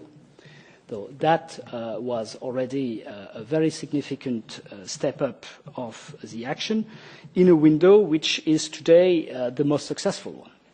If you look at the SME window, we have already generated investment of 75 billion, and it already benefits to 450,000 SMEs. Incidentally, Italy is spectacularly successful in this window because Italy alone gets 30% of the financing of the SME window, which is huge. We have also, under this SME window, sorry, I'm mistaken back. Voilà. We have also created new instrument to support social impact, dedicating at least 150 million and supporting, for instance, social businesses, social enterprise, but also payment by result scheme, including very innovative one. For instance, last month we had in Finland a payment by result scheme to support refugees and the integration of refugees with language courses, citizenship courses, etc. Now, going forward, how to improve the pipeline. There is a number of avenues that needs to be explored. Some are well known, some less so. The first one is developing the cooperation with national and regional promotional bank. We have already done a lot of effort in this direction. In the SME window, nearly half of it is operated in conjunction with the national promotional bank. This is less the case in the infrastructure innovation window, but nevertheless, it's not too bad either, since we have more than 100 operations which were developed by the EIB in cooperation with the NPBs or NPIs. Second, developing investment platform. So investment platform are a structure which helps to either bring together in some kind of structured finance a number of investors, or to bundle very small projects together to get a critical mass. For instance, in France last year, there has been a project which has allowed the energy renovation of more than 400,000 buildings. Each of these investments taken alone is too small. When you bring it together, you get a critical mass. You can have a large investment at European level. We have today around 25 investment platforms in place, and a few are in the social infrastructure sector. Third, it's important where needed to combine funds. We have seen in the social sector, in particular, that it is sometimes difficult to reconcile a pure banking logic and pure banking prices with the necessities coming from making sure that the lending is affordable. So there are some areas where you need to do some blending, that is to have some mix of grant and financial instruments so as to be able to crowd in other investors, but to do it at lending conditions which are socially and politically acceptable. We have tried to facilitate as much as possible this combination, coming notably with new rules to facilitate, for instance, combining structural funds with FC. Last but not least, the European Advisory Hub. The European Investment Advisory Hub is here to help you. It provides technical assistance free of charge for all public authorities in creating investment projects. That needs to be repeated because very often people think it's expensive. It is not for public authorities. It is free of charge, and it's key because in some countries it's very difficult to know how to create an investment platform or what are the necessary steps, etc. For SMEs, it's also heavily subsidized. The SMEs pay only 1/3 of the cost of the technical assistance. And we have the European Investment Project Portal going forward, where a project promoter can also advertise their project to get more investors. FC2, I would just say a very small word. We are in the middle of the negotiation with Parliament and Council since the trilogue are ongoing, but the main target is to do more and better. More, because FC is successful, so we want to push the target to 500 billion by 2020, but better by tackling also the few flows that practice has helped us identify. So it means reinforcing additionality, and we have come with toughened requirement to make sure that the FC investment is really an investment that would not have taken place otherwise. Second, it means more transparency. Many criticisms that we have heard about FC were coming from the fact that it was working a bit like a black box, but people sometimes did not understand why the FC label has been given. So we will provide this transparency by forcing the investment committee, for instance, to make its decision public and explain why it has taken its decision. That is, we give the label FC for reason A, B, C, D, E. The analysis of the EIB, which is called a scoreboard, will also be made public. Better geographic coverage, clearly not in Italy. Italy is not a problem, but we have a number of countries where it has not developed enough. So we want to reinforce not only technical assistance on the ground to make sure that we are more present everywhere, and an easier combination with Union Fund to be able to better absorb risk where it is particularly needed. So all in all, FC is a success. It's a success story for the EU, but we certainly agree that more needs to be done and more can be done to support social investment, particularly investment in infrastructure. Thank you. Okay, I give the floor to Niall Boham, Head of Unit of Capital Market Union, DG FISMA. Niall. So, thank you very much for the invitation to speak at this event. I think it's an interesting opportunity to talk about sustainable finance from a different angle than the one which I typically focus on, which is environment, climate change issues. It's good to have a chance to think about social dimension of sustainable finance. And I think maybe as an introductory point, as the Commission tries to restore finance to sort of the heart of our economy and use it as an engine for to drive and fuel investment, which remains subdued in the European economy, we want to do that and make sure that capital markets and finance have a more sustainable complexion, have a more human face. And that sustainability, as I said, extends beyond simply funding energy transition and environmental challenges. It also means making sure that finance addresses issues of social equity, inclusion, social justice. So I think this discussion here really fits very squarely in that perspective. Benjamin has already talked about, let's say, the public finance contribution to galvanizing and supporting social funding, social dimension of sustainable finance and the contribution that is being made through EFSI. I think my job here today is talk about how we're trying to complement that on the regulatory side. So trying to hardwire sustainability into the financial policy system so that it forms kind of part of the DNA of our financial markets, that the right signals and incentives are built into the way we regulate financial institutions and professional actors in these markets, so that supervisors and regulators also adopt different norms, different behaviours in order to start moving finance and mobilizing private capital and shifting it, reorienting it from a sustainable, from an unsustainable and brown tech and kind of undesirable or less desirable applications to more sustainable uses. So that is the process that we are engaged in my part of the Commission, thinking our way through what we need to do to the regulatory system. Very briefly, the kind of issues we're looking at, I'll just enumerate 5 topics that we kind of identified as areas we need to progress on in what we call the Capital Markets Union midterm review, which kind of, I think, for the first time puts sustainable finance really at the heart of a Commission financial policy reform. So I think in that document we recognise that we need to help actors in financial markets to classify assets as more or less sustainable. And that is by no means an obvious or easy thing to do. But without those definitions, without those metrics, it's very hard to make progress.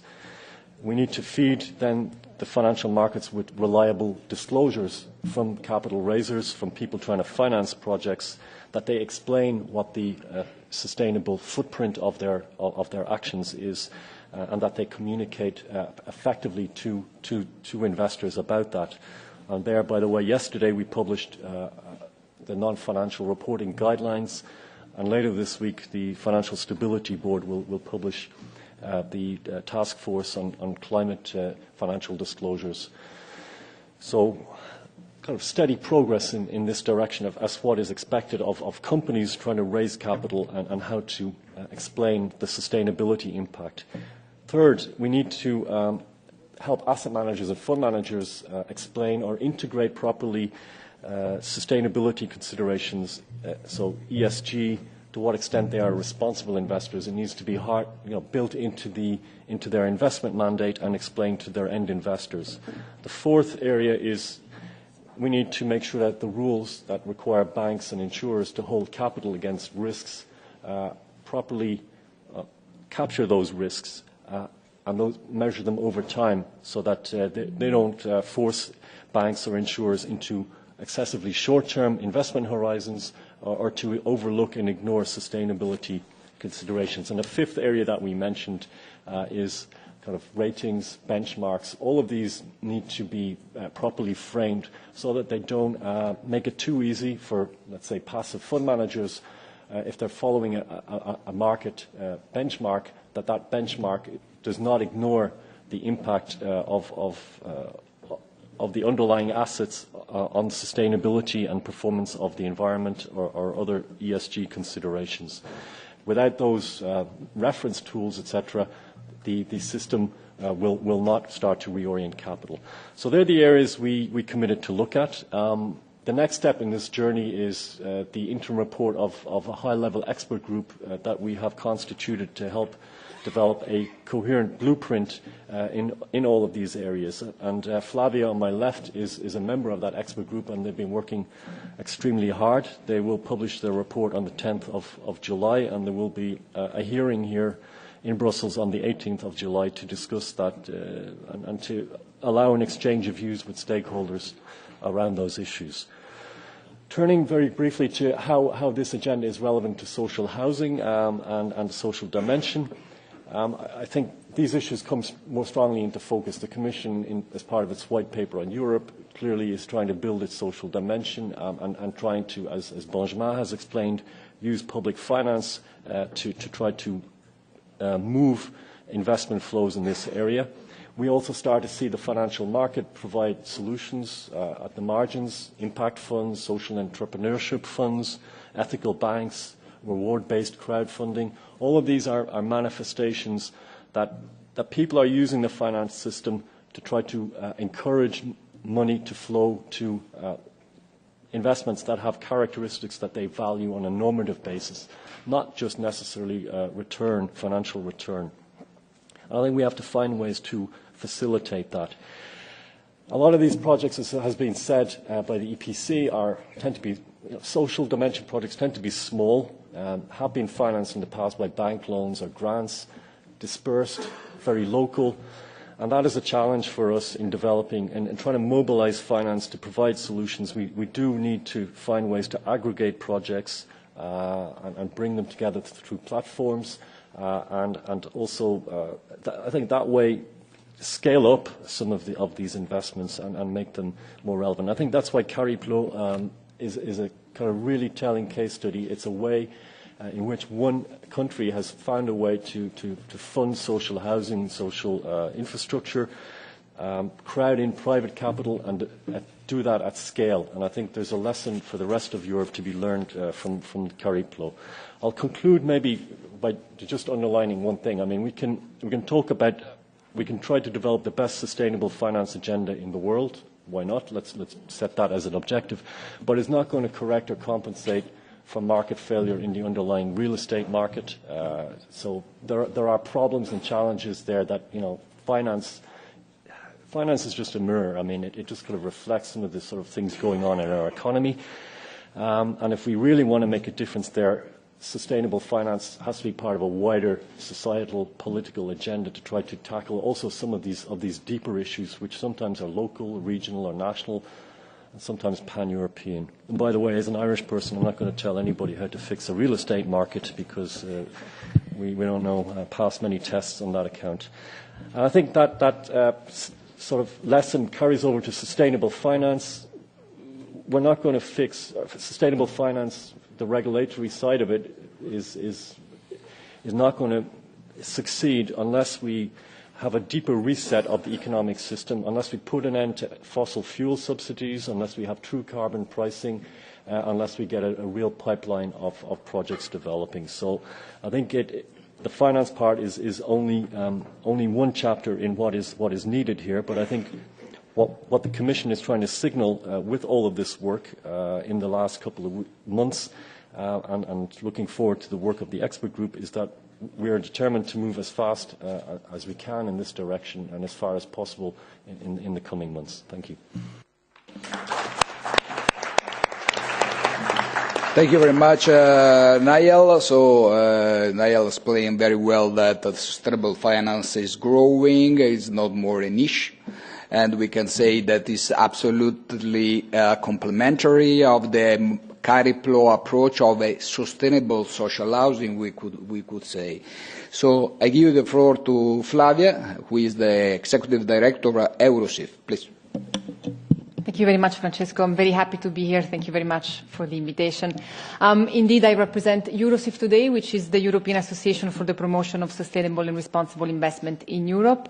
Every 2 years, Eurosif tracks the development of SRI in Europe, and the figures from last year's review showed us compound annual growth rates between 14 and 120% for the different SRI strategy as identified by Eurosif. Social housing that we are discussing today is part of the SRI strategy, which specialists refer to as impact investing, as we've already seen in the presentation earlier before. Impact investing has been analyzed in our study as being the fastest growing SRI strategy, which now totals 98 billion euros, growing from only 20 billion euros in 2013. This rapid growth has been fueled by the surge in green and social bonds.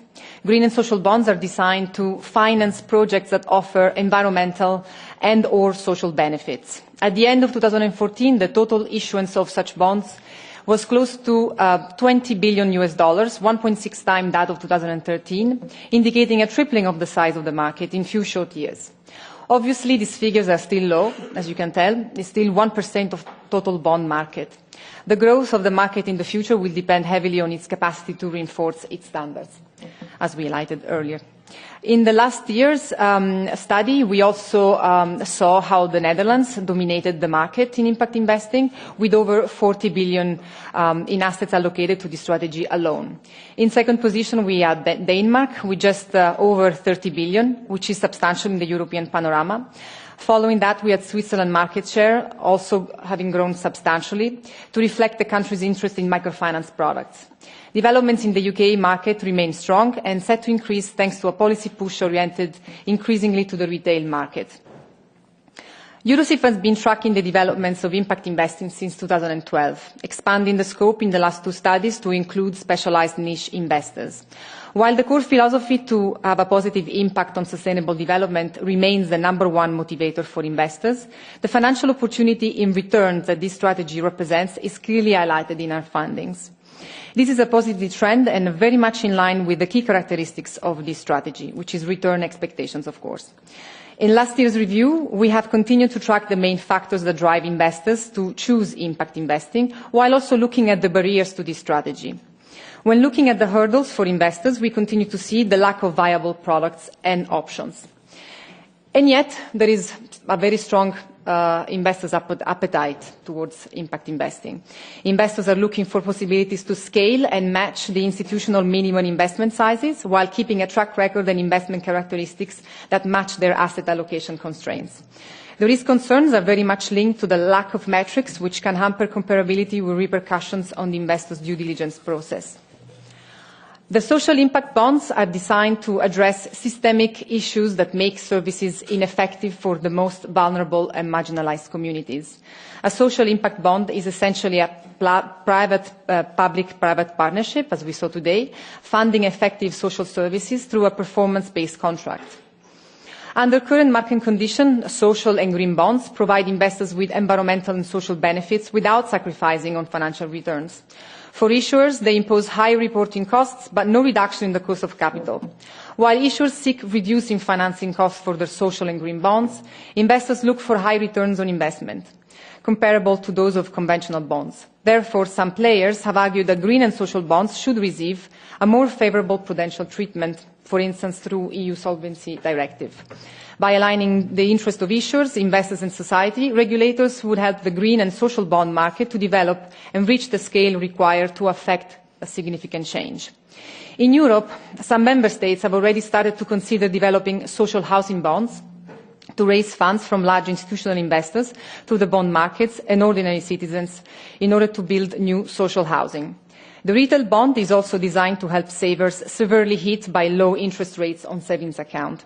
The retail market has been growing exponentially and is now at 22% in Europe, which is a huge increase considering the result in the last 2 years, which was still at 3.4%. I think we all agree that there is a global consensus on the urgent need to promote more sustainable development in economic, social and environmental terms, also in advanced economies such as ours in Europe. We have seen the recent policy frameworks to address climate change and support the transition to low carbon, more resource efficient economy with ambitious objectives for longer term investments. I'm referring to Paris COP21 agreement, the EU 2030 climate and energy goals, and the UN 2030 sustainable development goals. We have today a very strong commitment from the European Union to sustainable investment and finance, including in the capital market unions, and to mobilize more capital for sustainable growth and development. Niall has referred to the Capital Markets Union midterm review, which I was very happy to see as almost a manifesto for sustainable finance and responsible investing, which indeed highlights the positive trend that we are currently on. The high-level group, of which I have the honor to be a member of, is indeed trying to develop a new idea, a new concept for sustainable finance in order for it to develop, to be an opportunity to connect finance to the real economy. Today we are seeing still insufficient commitment to long-term challenges in education, technology, innovation, infrastructure and retirement financing. Need for adjustments in the way we produce, transport and consumer goods and services is needed. The EU should show further leadership even in the area by integrating climate and social risk into policy and regulatory initiatives through mandates through EIOPA, EBA, ESMA, MiFID, NFR directive as we saw just yesterday, the IB work, etc. The financial system we need is one that embraces and promotes environmental and social issues and provides answers to the problems the EU is facing right now. We praise projects in Europe such as the one that we've been discussing today with our friends from Cariplo, and we advocate for more such examples that can interest investors tomorrow. Thank you. Thank you, Flavia. So for an Eastern Europe perspective, I give the floor to Sorcha. Thank you. I'd like to just pick up on one of the last words Flavia used in her presentation, and that was connect. And I think it's a word that has a lot of weight here today. We saw that the priority of the housing development in Milan was about creating space for connection between inhabitants living in those homes, connection to generate positive energy. And we see also in our daily work that the challenge is not the money. There is a lot of money out there, but the challenge is linking up the money with those actors that are doing the work on the ground so that we can achieve our common goals. So I would like to continue with that theme, and I would like to thank you very much to the organisers for giving me the opportunity to be here today, representing those actors that are working on the ground. So we are representing 43,000 local housing providers that are working on a non-for-profit basis, so very different providers, looking at working on cooperative housing, municipal housing, public housing. And we're very happy also. This timing is excellent because we have just welcomed Fondazione Housing Sociale officially at our General Assembly last week into the Housing Europe family. Why else is this conference coming at a crucial time? It's coming at a time when we see here in Brussels, we see a real recognition that we need to bring social justice, equality and equal opportunities back to the core of the European project. Obviously, there's been, let's say, the impetus to do that have been quite serious. So we look at the Brexit results, and we look at the social exclusion which was behind a lot of the anti-European votes. But now we have this positive wave coming from Brussels. And I think if we want to indeed put equality and social justice back on Europe, back at the agenda at European level, then it's very difficult not to talk about housing. And I'm just going to give a short example and throw a few numbers at you to illustrate that point, why we need to talk about housing when we talk about inequality. And it's some figures from a member state. I won't mention which one it is because we see similar problems across the European Union. But in one country, in 2016, another 1,400 families have become homeless. 2,500 children are in emergency accommodation. while an additional 5,000 people have become millionaires. 77,000 people are in mortgage arrears, so they cannot pay back their mortgage, while the debt of developers is being written off by banks. In the same time, 6 homes have been sold for between 3 and 4 million euros. There are over 198,000 houses lying empty. In the capital city alone, this year, an extra more than 3,000 people have become homeless, while over 35,000 homes lie empty. And a quarter of the wealthiest 100 people, have amassed their wealth through construction, property and building. So this is just an example of why we need to talk about housing and why we need to link that discussion with equality and the quest to put social justice back on the European scene. I want to also mention the words sustainability and resilience because they are key in the discussion today. And in the sector we represent, so as I said, 43,000 organisations. In 2015 alone, we've invested 30 billion euro in affordable housing at local level. However, we have seen a big hit on that activity since the crisis. So as a share of the GDP, we are only at 3.7% of expenditure. And that is still only half of the pre-crisis levels of 2006. So we see that there was a big drop of public investment in affordable social public housing across the EU.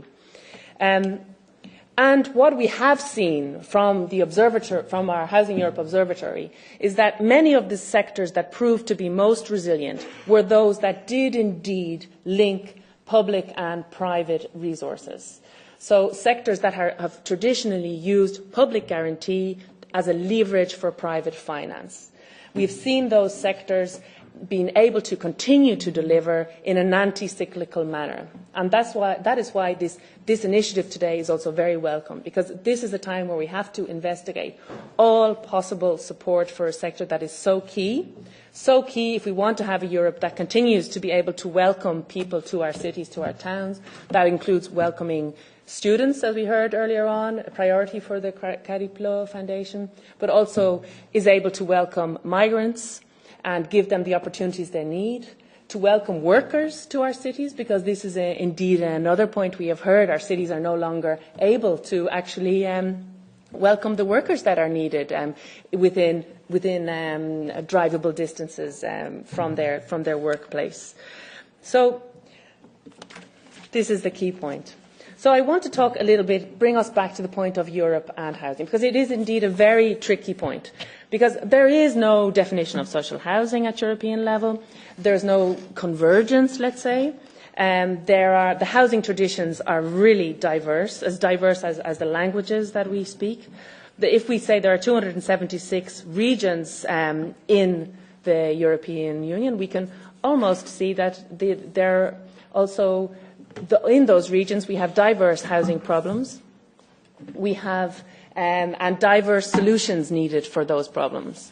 That is why I think the approach today to highlight one example is an excellent one. It is one also being carried forward in the new housing partnership established under the EU Urban Agenda, where Housing Europe is present. And the way we are proceeding is to try to improve the EU approach to housing on 3 points, so better regulation, better knowledge and better funding. And a big part of that approach is to identify the solutions that are actually cropping up around Europe to address the affordable housing problem. And we'll be working with our partners here in Brussels, such as FEANZA, to work to bring those solutions together. And I think the solution we've heard here today has really been central to that. So I think I want to just remind a little bit the message that we've heard. When we talk about the need for a home, the need for a roof over our head, this is a common problem. So we have very diverging housing systems, but the common issue for all human beings, whether we are 3 or 93, is that we need a roof over our head. But what is happening now is that we need to talk about more of what type of roof that is. It's a home, it's not just a roof.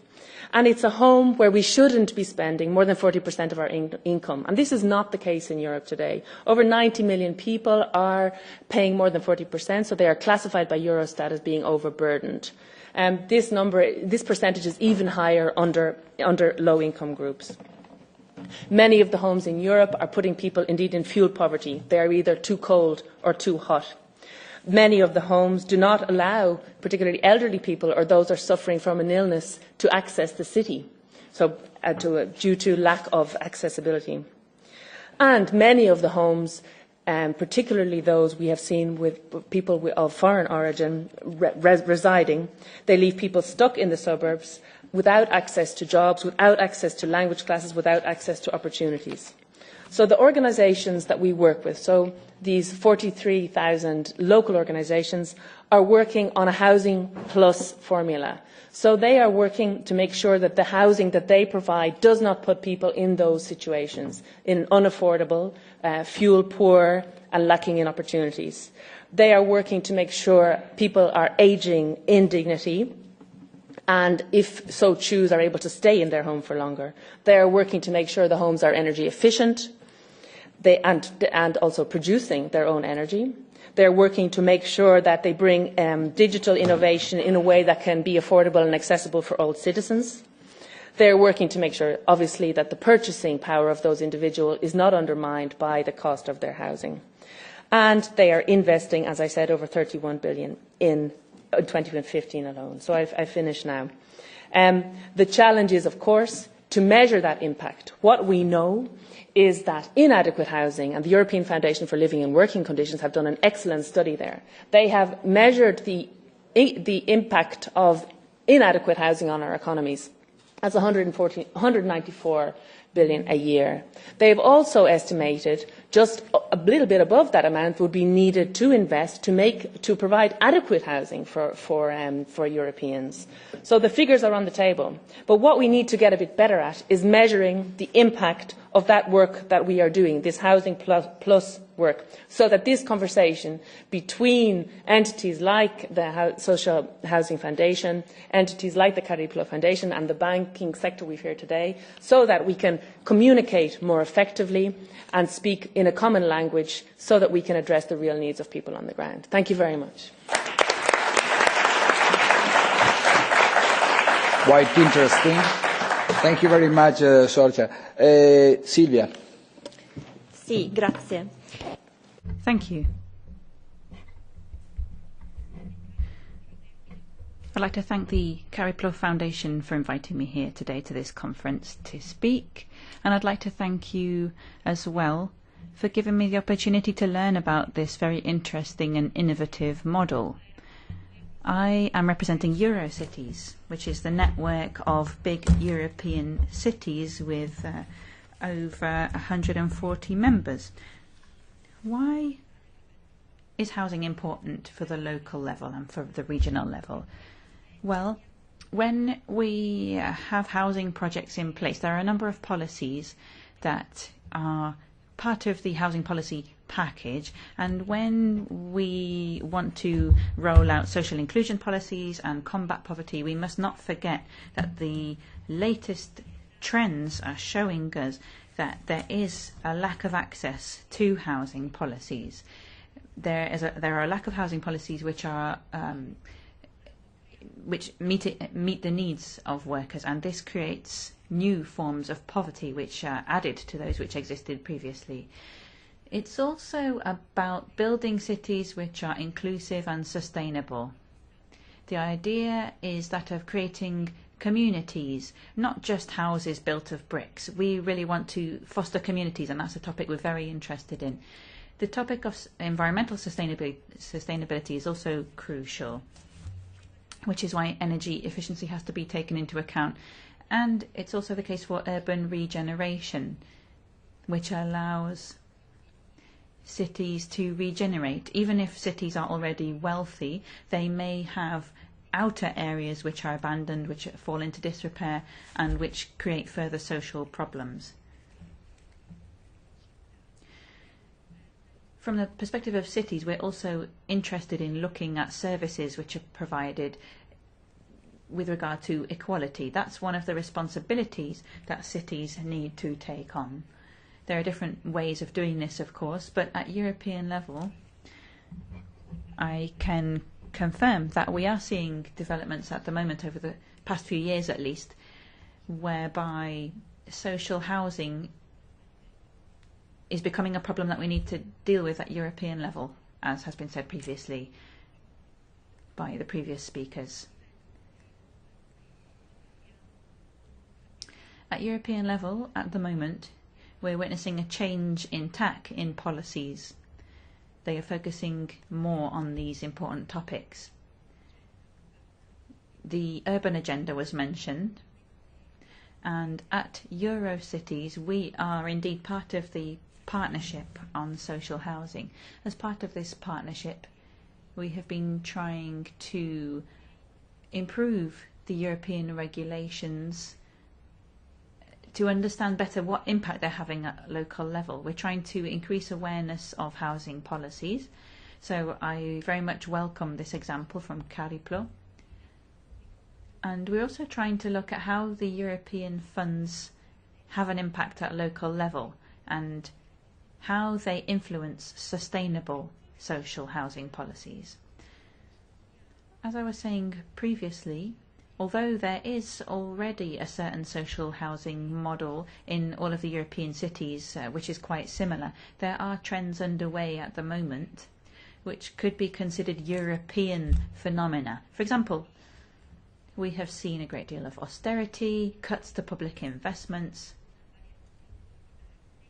This has been felt differently by different cities in the European Union, but it's affected them all, that's certain.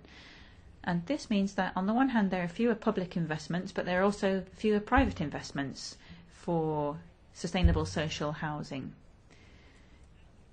We are also witnessing societal change due to migratory flows, the influx of refugees. We see students becoming more mobile, more mobility among young professionals who move from one city to the other, the ageing of the population as well. All of these changes have created different needs and different requirements that the market currently cannot fulfill. They don't manage to meet this demand. So it really is a classic case of market failure. That's why public intervention is justified. That's why local authorities are justified in their attempts to create partnerships with banks, with financial institutions and foundations to seek solutions to these new problems and fulfill these new needs. It's also interesting to think about developments such as we have seen in the past few years. Up until a few years ago, the lack of access to social housing was restricted to certain vulnerable sectors of the population. But nowadays, almost all cities have seen that it's the middle classes that are losing out and suffering. This means that the traditional tools that the public authorities use to provide social housing need to account for not only traditional forms of poverty where families have been suffering, but also for the middle classes.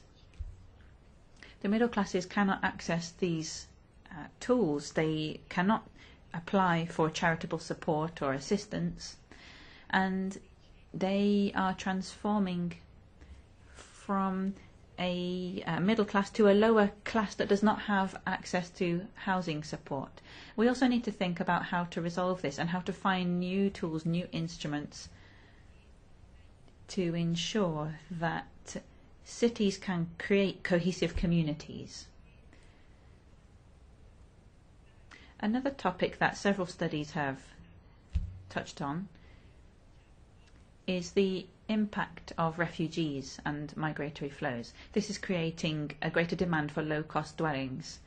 At the moment, at least in theory, this requires public intervention and public investment. In the regulation on state aid, in theory, building houses for refugees is covered in this definition of social housing for vulnerable sectors of the population. However, in reality, this can create social tension between new arrivals and people who have been living in those cities for a long time but don't have access to any form of support. As Eurocities, we're in favour of redefining these kinds of policies to make sure that there are more options at local level for people to decide what financial and political tools they want to make use of, and to create these cohesive and sustainable communities.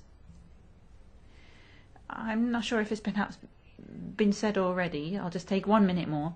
Something that's important for us is that we mustn't create ghettos. In our new political system, which is more flexible, we often hear a lot about the fact that social housing needs to include a range of different tools for social inclusion, improving quality of life, and some of the models that have been introduced in various countries for social housing have been badly received because people are stigmatized if they live in social accommodation, and it becomes not a form of inclusion but a form of exclusion. We need to move on from this and make sure that these opinions are knocked down, because we are simply aiming to make certain areas of cities more livable. Of course, we're not putting forward a public investment model and pitting that against a private investment model. Eurocities is open to everything, to all suggestions. We are open to working with associations, with foundations and so on, to try to find out what the best possible tools are to help us solve the problems that exist at local level. I need to conclude now, so I would like to invite the Cariplo Foundation to work with us, Eurocities, because we have a working group that is currently working on housing policies, and it would be very useful for us to hear more about your model in greater detail. And I'm sure we have a lot of questions we'd like to ask you, because that presentation, as useful as it was, did not cover everything, and we really want to see how this can be rolled out in other cities as well. The topic of multiplying and replicating these best practices in other places and other cities is a very interesting one for us, and I'd like to offer that we could work together on capacity building and mutual learning. That's something that we want to offer to you today, the opportunity to work together. And I'd like to conclude with a word to the European Parliament and the European Commission. Please keep this focus on social housing. Please keep it in the spotlight. We're very pleased that the urban agenda is currently being worked on, and that there's a more integrated approach. There are committees working together with cities, with member states, and we urge you to keep working along these lines, because this is a truly European challenge that requires a European response. Thank you. Thank you, Silvia. Bene, ora abbiamo le ultime due importanti. Now we have the last two speakers of the day. First, Francesco Forti, who is the Director of Housing Policy in the Lombardy region. So the floor is yours. Thank you very much. Thank you for the invitation and for this opportunity. As has already been said, the Lombardy region and the Cariplo Foundation have been working together for over a decade. And we are very pleased with the cross-pollination that we've had. And I mean that in a positive sense. We've been able to share best practices and feed into one another's work. An organic reform of the public residence regulation was introduced recently. And substitution is not the answer. It's not the only answer. You can't just substitute a new law for an old law and think that everything will be resolved. But at least what has happened is that there has been a change. It's a new paradigm that we have now. A new paradigm with regard to housing policy, because often we talk about three elements when it comes to housing policy. Firstly, in the law, the word construction has been removed. There's no mention of construction anymore. Instead, we see the term housing services. This means that the topic is no longer seen simply from a physical perspective, but within the materials that are used for construction, you also have the human element that's taken into account as well. So a house is used to provide a home for a family, and that family might have needs that change over time depending on the stage of life of each person or each family. The second new point, and I'll go briefly through them, is the introduction of the concept of a range of housing services being on offer. The Lombardy region has decided to go beyond the traditional segregation between private housing or public housing. We've decided to look at the global housing supply, because we don't see the point from a legal perspective of separating public and private. The need for that house is that house fulfills a requirement for housing. Firstly, there has been a loan system which has been set up in the Lombardy region. This is completely new for us. It's an accreditation system for private operators. The private sector provides qualifications for the people who are working for the housing services, and these qualifications have led to the introduction of standardisation measures. Services have been standardised, so it doesn't matter whether services are offered by a private or a public institution. So these are three new points, three new elements which have been incorporated into the law and into these integrated policies on housing, on social housing, on social inclusion, regional affairs, and so on.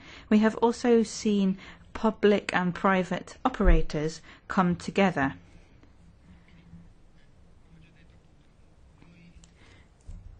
As I mentioned previously, we have been a partner of the Cariplo Foundation for a long time, and we have been trying out these new methods. For example, with the real estate fund, which was brought in 2006. This is a very long-standing and mature tool now, and it's something that has allowed us first and foremost to bring in improvements to the construction procedures that we have in place, and also revitalise the financial structure for social housing. But I have to say that nowadays the challenge is not one of financial instruments or efficiency of the process anymore. From that point of view, I can say that we've had a lot of experience on that front and we've come a long way. So the problem isn't even really access to housing. The problem is housing maintenance and keeping your home. There is a 40% disrepair rate for new buildings in the public sector. And this is not always caused by those who build, but those who live in the social accommodation. And this has to do with the customs of a community. Communities need support. They need help in learning how to maintain their home. The world has changed over the past 20 or so years. People don't work in the construction sector so often anymore. You have a lot more migrants coming in and so on. So the challenge is to marry the capacity to have a home with the capacity to care for your home. On the one hand, you need investment, but on the other hand, you also need to offer opportunities to families to have a roof over their heads. That's why the Lombardy region wants to confirm and recommit to the Cariplo Foundation and the work that we are doing together, because we have been doing a great deal of experimentation which has been successful, and we want this to continue in future. Thank you. Thank you. That was very clear. I am very pleased with what you've said. I'd like to give the floor to Mario Vanni. He will be our last speaker today. He is here representing the Chief of Mayors, the Mayor's Cabinet of the Municipality of Milan. Thank you very much. Thank you for inviting me here to take part in this conference. I'll go through the salient points given the time. In Milan, well, we heard a little before from the previous speaker about the Lombardy region, about Milan. We heard from Mr. Guzzetti, and he showed us a video where we saw one of the main projects that we carried out in Milan in the field of social housing. Now we have about 10 different projects throughout the region. We've been able to work together with public and private operators. We have created 3,000 new social houses over the past 10 years. But this would not have been possible without the support of foundations. We've been through 4 governments and several different formations of the regional authorities. So in Milan and the region of Lombardy, we have been able to maintain this cohesive vision despite the different political changes. And for investors, we've been able to guarantee them returns for the future. Now we'll have to see what happens going forward, but we know that if the political majority of the government or if the regional government changes tomorrow, overnight, we will continue working in this field. We'll continue pursuing our social housing policies. So our public authorities are able to keep this in place. What's the situation in Milan today then, and how does this reflect the rest of Italy? Well, Milan is a city which for the first time has over 1.4 million inhabitants according to national data. We've seen a large increase in the population, but most of these people are between 20 and 40 years of age. So that's really the category that Mr. Guzzetti was talking about before. Students, young workers, young families, migrants as well who find work and who want to integrate.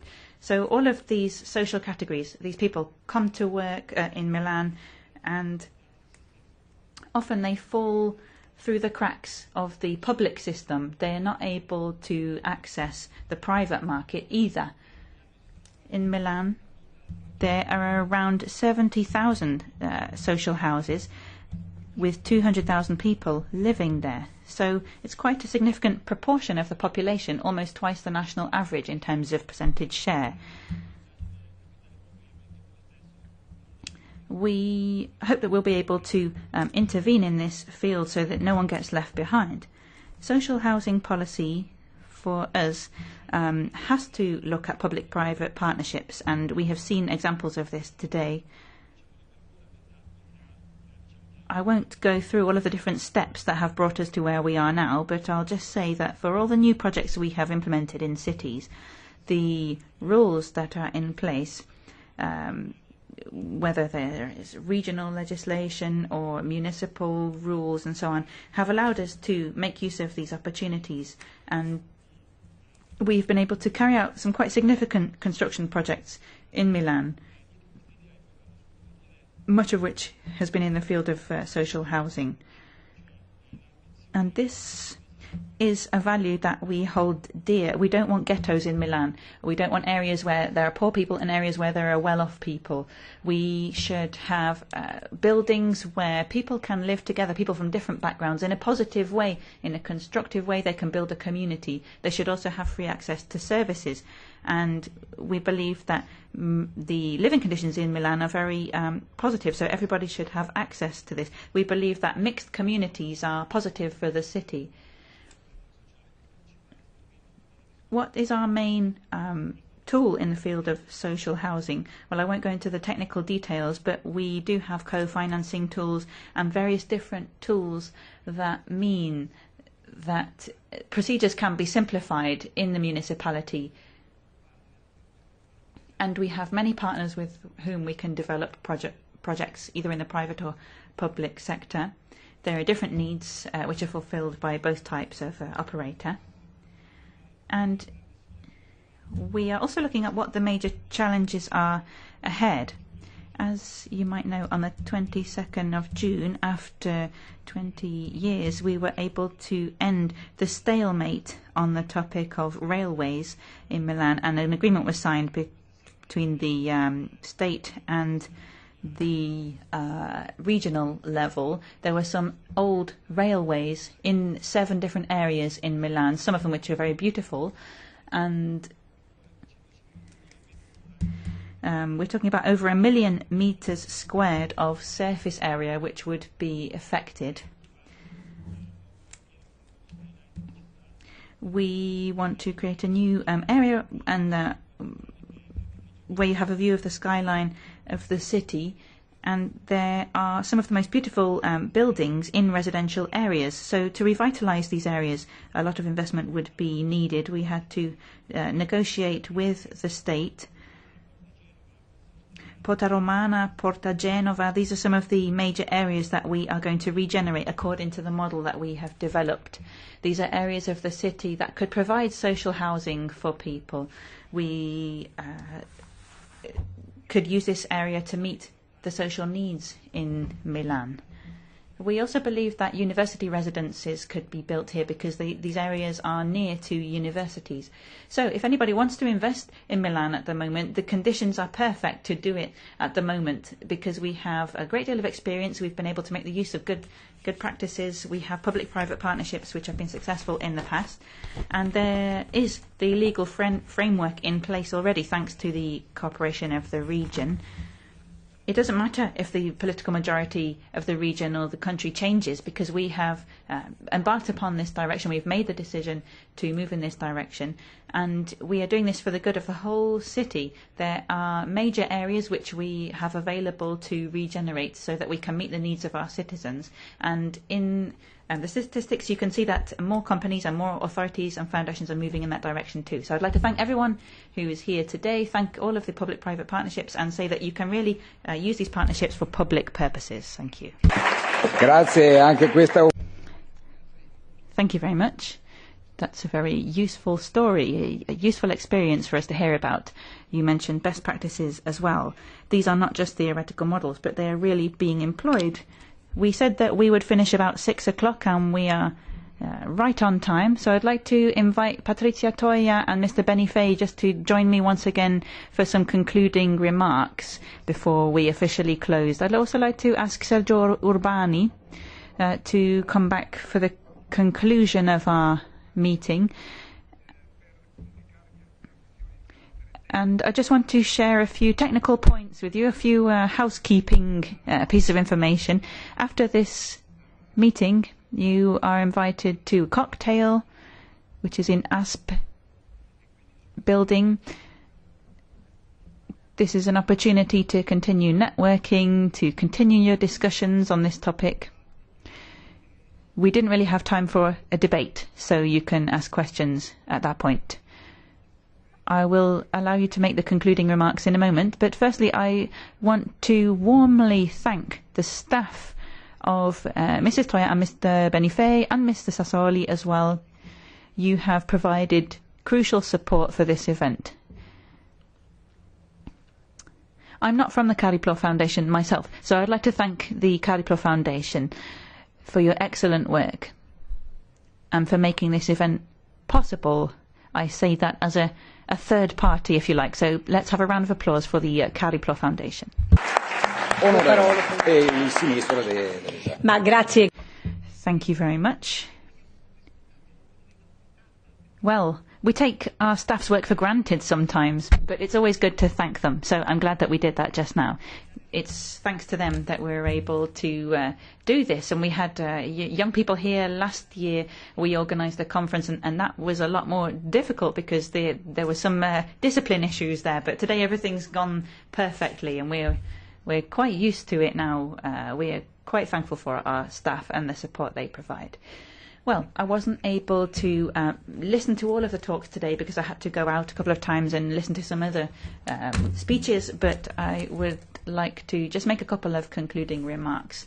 I want to reaffirm our commitment as a delegation to support people who are left by the wayside in social housing policies, people who are working on these policies as well at the EMPL committee, the people who are on the front line. We are a delegation that wants to do our utmost to help you We've heard several different people talk. We've seen a lot of different slides and presentations, and I think that I can see a lot of attention to the topic of social housing. We're very much aware that these good practices are exemplary and they can help us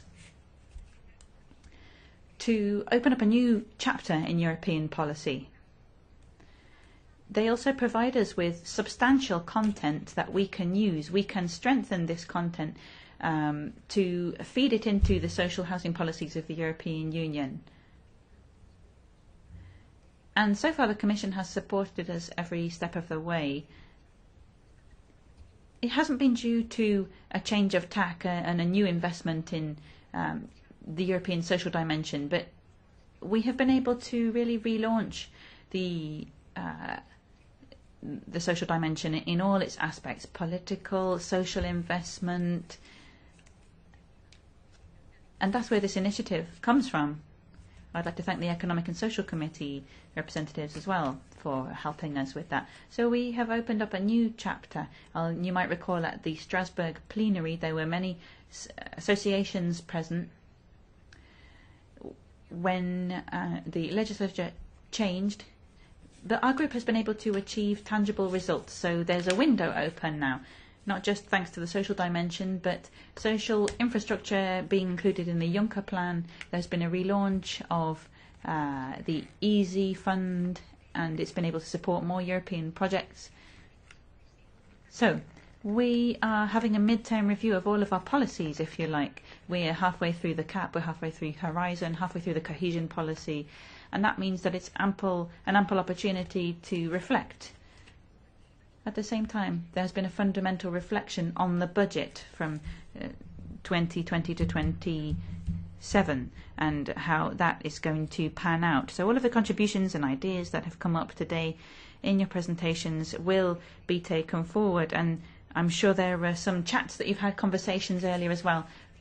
Be assured this won't just fall by the wayside. We're not going to forget about what you have said. We will use your ideas and see how we can maximise on them and finish our legislature as best as possible.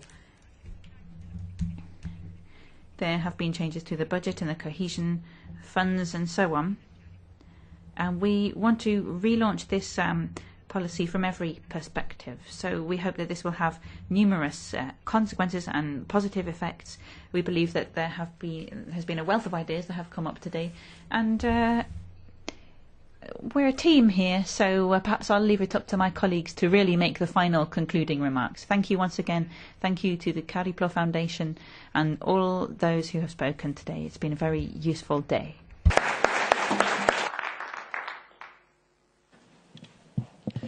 Grazie. Thank you very much. Thank you for your ideas and for supporting us in this conference today. Thank you for sharing your work. We have a significant group here of people who can take this forward at European level. We believe in the capacity for sustainability. We believe in the need to generate social investment. I want to say one final thing and pick up on something that Mario Vanni said from the Mayor's Cabinet. He was talking about political continuity or political change. In Europe, at least, we can assure this. And we mustn't base our activities on a 6-month or 1-year time frame. When we talk about Europe, we're talking about the institutions of the community, the Parliament and the Commission. Then, our negotiations with the countries are sometimes difficult or different because there are elections which come and go. But it's great that in your region, despite political changes, you've been able to pursue your consistent policy, and that's an inspiration for us. We can be coherent, we can be consistent. I didn't say this in my introduction. I was speaking about the legal basis, but I didn't mention the urban agenda. Several people have picked up on that later on. But the aim of this agenda is to coordinate the different funds more effectively and reinvest in cities. And I'm glad that this has been mentioned because it makes me think of the principle of subsidiarity. Without the principle of subsidiarity, it would be difficult for us to carry out useful actions at European level. Whereas I think we have a good sense of subsidiarity here. We try to recognise the value of European instruments and use them to create best practices and support good examples. There is a social problem, as we heard in the speech which was delivered by Mrs. Edwards. There is suffering, there are growing inequalities pertaining to social housing, and according to the data that we have seen,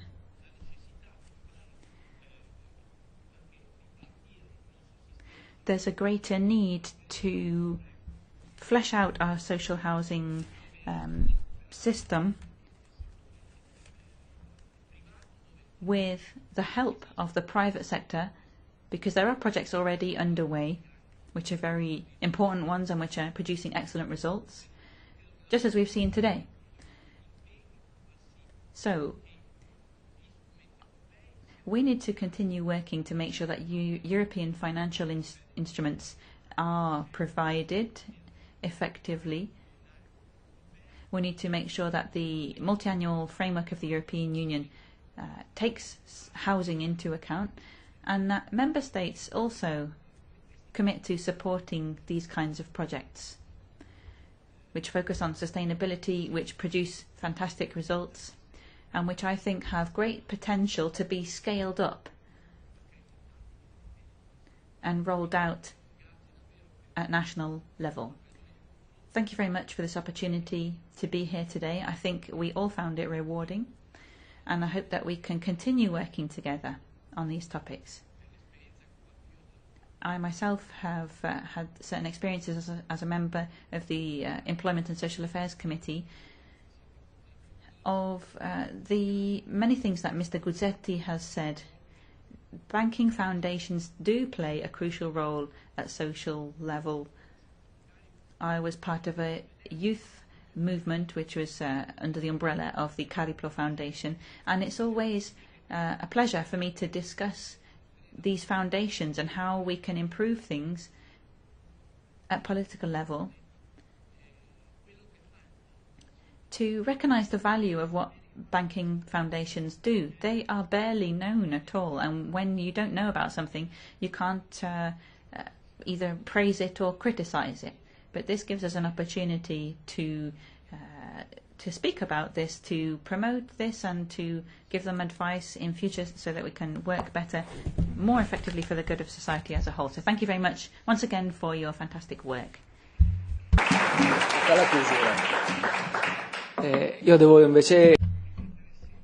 I would like to warmly thank my colleagues. This is the first time that we're here speaking to the European institutions. We're not used to it. So even getting into the building was quite a challenge, quite an effort for us.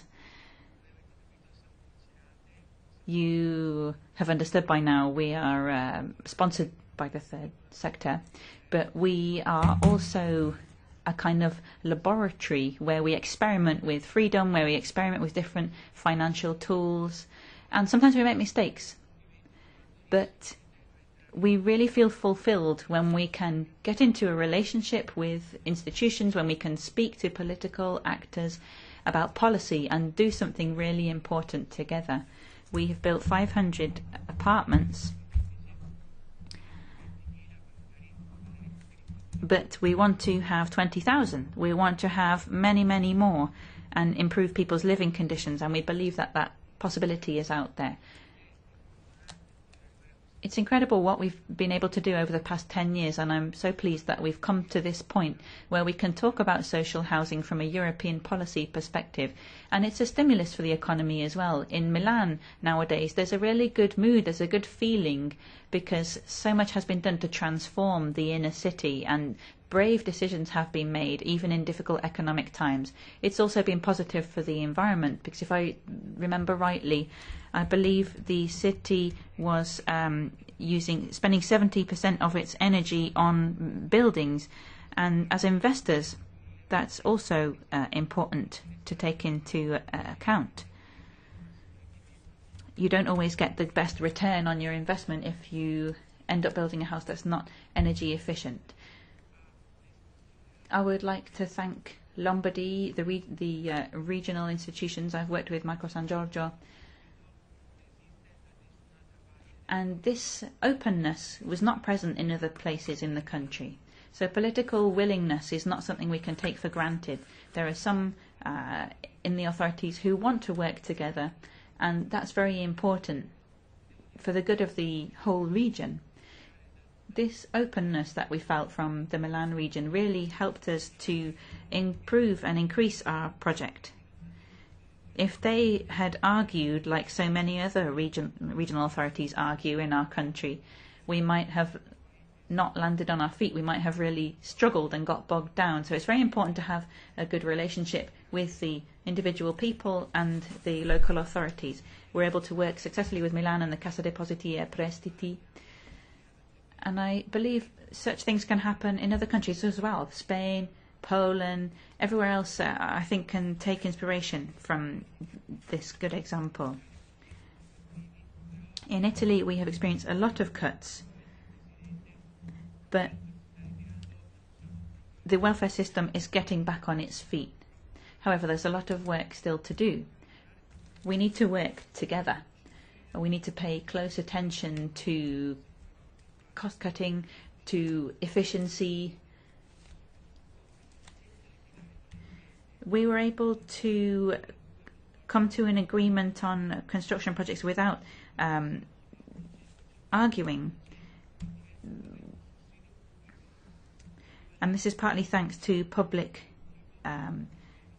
grants that have been offered when subsidies are no longer available. So we make sure that we pay a great deal of attention to costs, to how we can work successfully and efficiently and ensure a lower cost for our projects. In the European Union, we couldn't talk about social housing 9 or 10 years ago because the opinions of social housing in different countries were so different, and the budget cuts were also so large that we couldn't even contemplate it. But now this is coming back to the fore, and regions are coming back to Europe to say, please take a position on this topic. Please tell us what you think about it.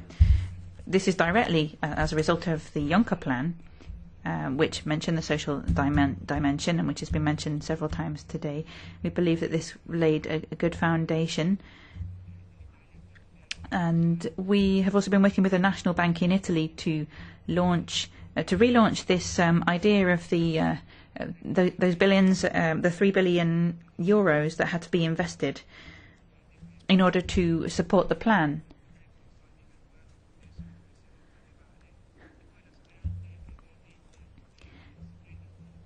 Our hope is that we can move forward in this discussion before 2020, because we have good conditions at the moment. The circumstances are favourable, whereas in the past there was it felt like we were in a stalemate. So I would like to very much thank those who are open to speak to us now. Thank you to those of you who have stayed right up until the end. Thank you to those of you who are still in the room.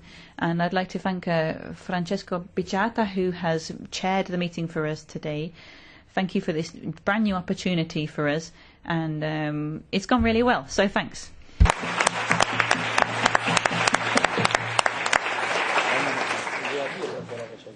Ci sono degli angeli che vi accompagneranno. These people will take us to our cocktail. There's a thank you cocktail now. Please put in your diaries 23rd and 24th of November. We're having another